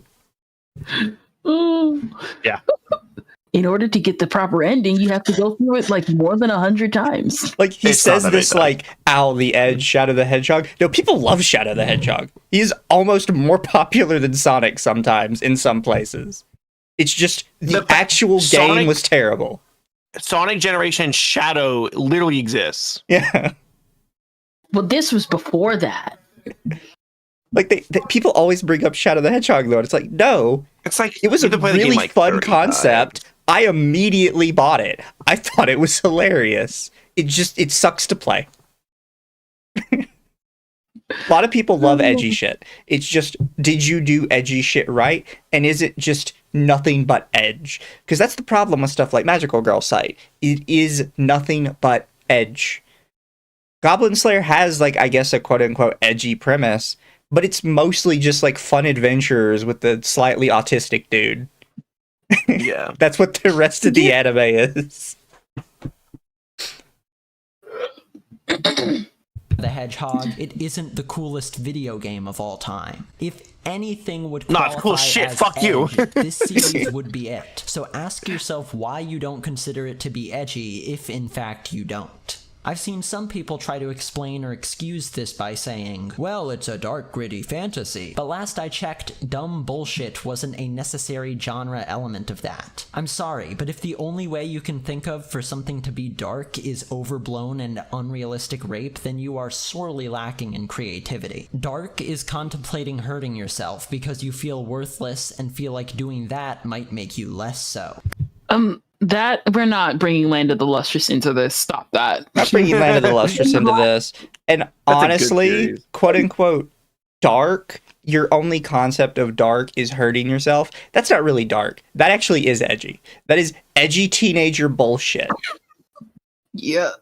Not only that, but that specific scene in Land of the Lustrous, the whole thing is that Foss wants to get new arms, but they're not stupid enough to get new arms. But they end up accidentally stumbling, and they end up losing their arms anyway, so they have to get new arms without technically their own, like, of their own volition. That's it. Yeah. What is it across the street for attention, down the road for his results? Yes. The chat's right. It is such Tumblr coded to be like, hurting yourself is true darkness. Did you hear yourself when you wrote that? It's literally the teenage girl on her Tumblr blog. My mind is truly the darkest place I can imagine. No one could survive a day in with the dark thoughts in my head. Oh my gosh, that sounds so cringe. And you know it's on his profile somewhere. It's on his Tumblr blog. I just felt pain. Goblin Slayer isn't dark, it's child's play. The conception of what darkness is by a 13-year-old who's been lucky enough to never encounter real darkness in their own life. Something like you. I want you to think about this. This man making this video on a Japanese cartoon, and I'm going to say it that way just because it's funny for the bit. This man making a video on a Japanese cartoon says, you know what? Rape isn't dark. Wanting to cut yourself is truly dark. Oh my god. Listen, I use that same excuse too. Because it sounds dumb, but you gotta remember, this is someone's like job. They wrote this novel in Japan, and they're like, I just made it shocking because I need money, and shock makes sales, bro. Like, that's it. Tumblr and fanfic.org or whatever, Wattpad and stuff. That's edgy. Sometimes it can get even more edgy. Sometimes it might birth a tiny masterpiece at the bottom of a trench hole. But for the most part, these people just want to get their money to pay bills, bro. That's it. They don't look. Trust me, the masterpiece does not pay for itself. Yes. Overblown that it could only speak to reality in the most vague of ways isn't dark. This series doesn't touch upon. I'm not gonna lie, Priestess pissing herself probably was somebody's fetish. Absolutely. Somebody that was creating this was like, and then she pissed herself. It's like all the 200 scenes of that in Onimai. Oh my god, right? It's like, after the 50th time you've done it, I'm pretty sure you're just into it. Any heavy truth, any frightening reality of human nature or existence. You want dark? Go watch Rakugo Shinju. Go watch, spoilers, a man carry the guilt of killing his best friend for fucking decades of torturous life afterwards. That's and not as dark, I though. already covered, in addition It's to life. the rape not being dark... That's not dark, really. That's just psychological. Yeah. He really doesn't know what he's talking about. I hate that when people use the term dark because they have no idea what they're talking about. Yeah. Neither is the whole moral question over killing goblin babies. So there is... It wasn't a question. Like, you want it to be a question. It wasn't a question. It was to instill specifically in Priestess that she cannot have, like, empathy for these creatures. Yeah, Nothing that's here. literally it. I get it. I would have once called this series dark myself. I do understand how you could think that. I was just a massive idiot back when I would have called it that, and by now I've become a tad bit less idiotic. As always, still feel free to watch the series if you enjoy it for whatever reason, whether that be because of a so bad it's good appeal, or because even after all this you still enjoy it as a good series. I've offered up my reasons for why Goblin Slayer is bad, but hey, maybe you don't agree that SAO handles its villains poorly. More power to you. See, that's what, like, really gets on my nerves with this video. Is like, if you like Goblin Slayer, you also have to like SAO's villains. No, I don't. No. You see, the difference between Goblin Slayer in SAO is you expect goblins to be slayed, no matter the reason, even if it was horrific, even if it wasn't horrific. With SAO, you come in because of a video game, and then oops, I accidentally dropped like 3 different types of rapists in this all season. Oops, all rape. Also, you have to think with Goblin Slayer, it's front-loaded, right? You can't be like, oh, this series just dumped shock value on you. No, it's literally the very first episode. It is at the start. You have no excuse, right? Exactly. Yeah, and this is like a thing, especially in that, like, with SAO, era. you have to watch 23 episodes, and then it's like, oh yeah, we're gonna rape her now. What? Wait, what? It's like double take. What? Come again? The show is called Goblin Slayer. I wanted to be about gay social issues. It's weird to me because like it's not weird to me because during this era that, especially when the Goblin Slayer came out, this is not the first. Like I said, I mentioned Shield Hero came out. The anime came out around the same time. There's a lot of animes that come out. Like the first thing was boom, shock, and then it sets you up. It's like, I see no problem here. Not even the first series where they had a rapist. No, not the first rapist. Berserk had like the whole thing with Casca, and that was horrific. Like you had it's like, oh well, you see, the world of Berserk is like horrible already, so technically it's okay. And I can't even really use that excuse because I've seen actual Berserk reviewers criticize that too. The difference is people trying to pretend it never existed until this point.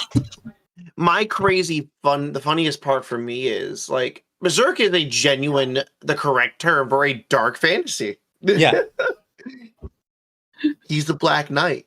Going through a couple really quick. Thank you, Jack Price, for the super. When I'm in a racism competition and my opponent is a progressive video essayist. No. Thank you, Satoru, for the super. Martin Luther Goblin Jr. If Pedro was in 40K, he'd be a Tau. Probably would. Internet Zen Master. Wait, which Indian is he talking about? This is very important for how prophetic this video is. He was talking about Indian with a feather, not Indian with a dot. And then also Internet Zen Master, unrealistic rape. Pedro has never seen Berserk. Goblin Slayer's child's play compared to Berserk.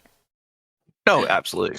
100%. I will say the scene in Goblin Slayer did not invoke anywhere near as much like anger and resentment in me as the SAO scene. I mean, again, like the whole thing with Goblin Slayers, it's an unassuming series. Whereas SAO is like, why did you even add this? Like all the major villains. Well, and that's like the whole. What has point. more rape, Berserk or SAO? SAO. Yeah. Berserk is because Berserk is from the get-go. Oh, we're in this world. This is all dark. And you're like, oh, okay. Oh, it gets darker. Oh, it keeps going. It keeps going. Yeah. As you dig deeper and deeper to the point where this man is Griffith unleashes hell. Did nothing wrong, by the way. Ryan's just rage baiting chat. Don't respond. No, he did a lot wrong. He did everything wrong. Don't worry, we're almost done now. We just got another minute. Plowed in the ass was part of his master plan. Whatever the case may be, I hope that you can at least appreciate the perspective I put forth here, and I'll appreciate your individual feelings on the show in turn. Thanks for stopping by. Please like, comment, and subscribe, because YouTube has buried my channel so hard that now I've stooped to unironically asking for that stuff. Yeah, chat, like, comment, and subscribe on my video. Thank you. Yeah, like, comment, subscribe on Mizu's YouTube channel. Don't torture yourself with Pedro videos, chat. They are terrible. Somebody said that they thought the channel was dead now. I mean, I guess I'll double check. Last time you guys watched the video, they were essentially dead. Yeah, he's 6 years ago. Okay, so I was probably thinking of DigiBro's channel when we saw it last time. What was it? Just like video of all time. You don't get Gridman if you don't think it's gay. More than just fingering your robot girlfriend, Pandora in the Crimson Shell. Oh, they're talking about the SSSS Gridman. I know what Gridman they're talking about. Yeah. More than just cross-dressing, Princess Jellyfish. Oh no. Oh yeah, he did the Traps Don't Exist video. Yeah. Don't you guys covered that with Lum Lum. Just don't touch Princess Jellyfish one. It's a good series. Anime has a sexual harassment problem. Oh, that sounds like a video. Tokyo Ghoul is fantastic and nobody's talking about it. Literally everyone talked about it. No, actually, literally everyone talked about it. No, wait. when did the video come out? It probably came out during a time where everyone talked about it, stopped talking about it, and then suddenly, well, why is nobody talking about this anymore? Like what a lot of modern like anime, quote unquote anime fans do nowadays, where it's like the series is so underrated. Was literally the talk of the town for over 10 years. Someone said about Fearin recently. And I looked at it like, what the fuck are you talking about? No one's talking about Fearin anymore. Oh, he has a video, I think, talking positively about Magical Girl Sight. It says solidarity in suffering, Magical Girl Sight.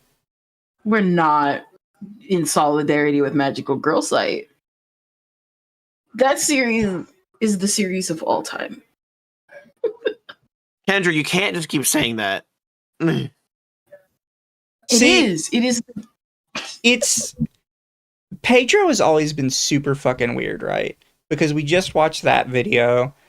He has a positive video on Aramanga Sensei. He has a positive video on Monogatari and Bunny Girl Senpai. And it's like, how do you like these things? And then turn around and go, Goblin Slayers for racists who hate Jews. And it's like... My favorite part about... I mean, I guess they have not been known for being angry at all the tropes in anime, but there's like it's always like every Anituber like this.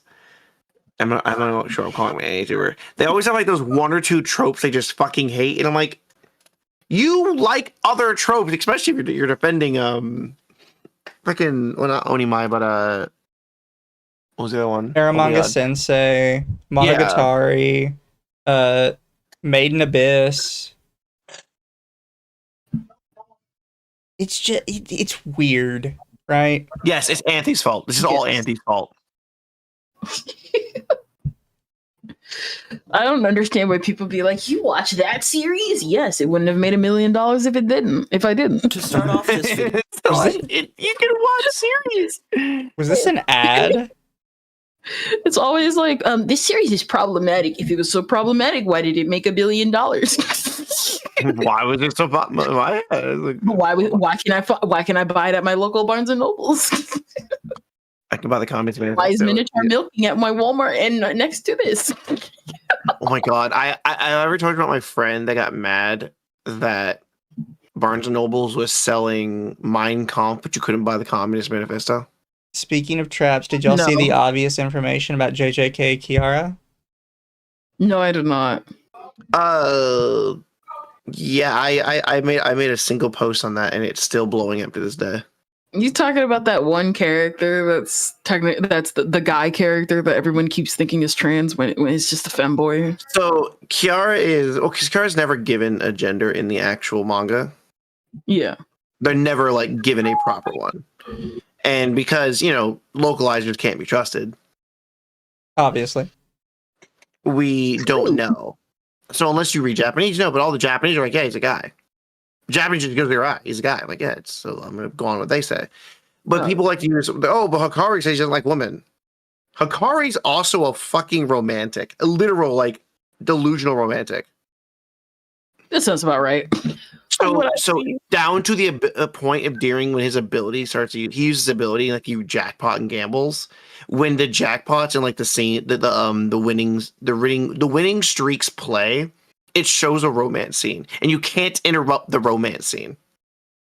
Yeah, that's his power.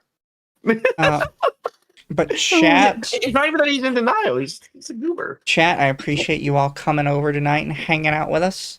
I'm sure we all had some fun times here, as painful as it was.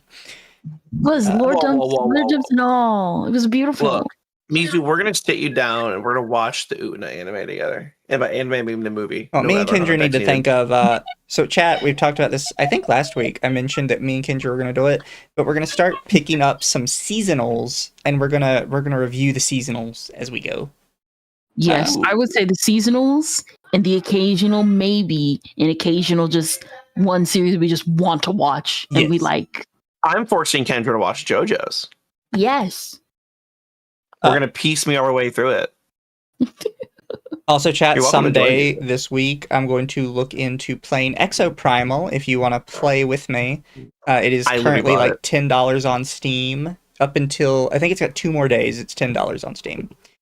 I literally bought it to play it. It is a game about people fighting, about giant robots fighting dinosaurs. And even though there's not many people playing anymore, it's really fun and I love it. Unironically, it gets really good after the 5th hour. Am I the only one who wants art of me driving the Akio car while Kendra's in the right seat and me's in the back seat? Exoprimal released years ago. Speaking of that specific scene, I'm going to find you and I'm going to punch you. It would be so funny though. It'd be so funny though. Yes, Exoprimal right, is a Capcom you're game right. that people thought was a new Dino Crisis. What it actually is 5v5, except you're not fighting another team of 5 people. You're competing to see who can kill the most dinosaurs. It's amazing. I watched Scum play it for a little bit. It was really fun to It's watch. genuinely fun. The problem is it's a super slow burn unlocking stuff, and it's not until like your 5th hour that it really starts just dumping like new unlocks and new stuff on you, which means most people are just never going to figure it out, and they're going to be like, oh, this is all the game is. Whatever, I'm not going to do this anymore. Yeah. They really fuck themselves doing that. So Helldivers, but the devs don't hate you. 50-50 on that. They just had like an 50 people playing idea that game. and they committed to it in the wrong way. Also, people asked for the link. There is the link to the game. Oh, Kendra, you're right. We're gonna put Atari in the back seat. I'm gonna flip over on the front of the car, obviously. But chat, I will play it sometime this week. I'm thinking maybe Tuesday, although I might have something else going on Tuesday. We'll see. But chat, I'm gonna send you to a lolly VTuber who is giving their chat Japanese names as a little fun. So you guys be good for them. Be nice to them. Bye guys, love you. Bye bye.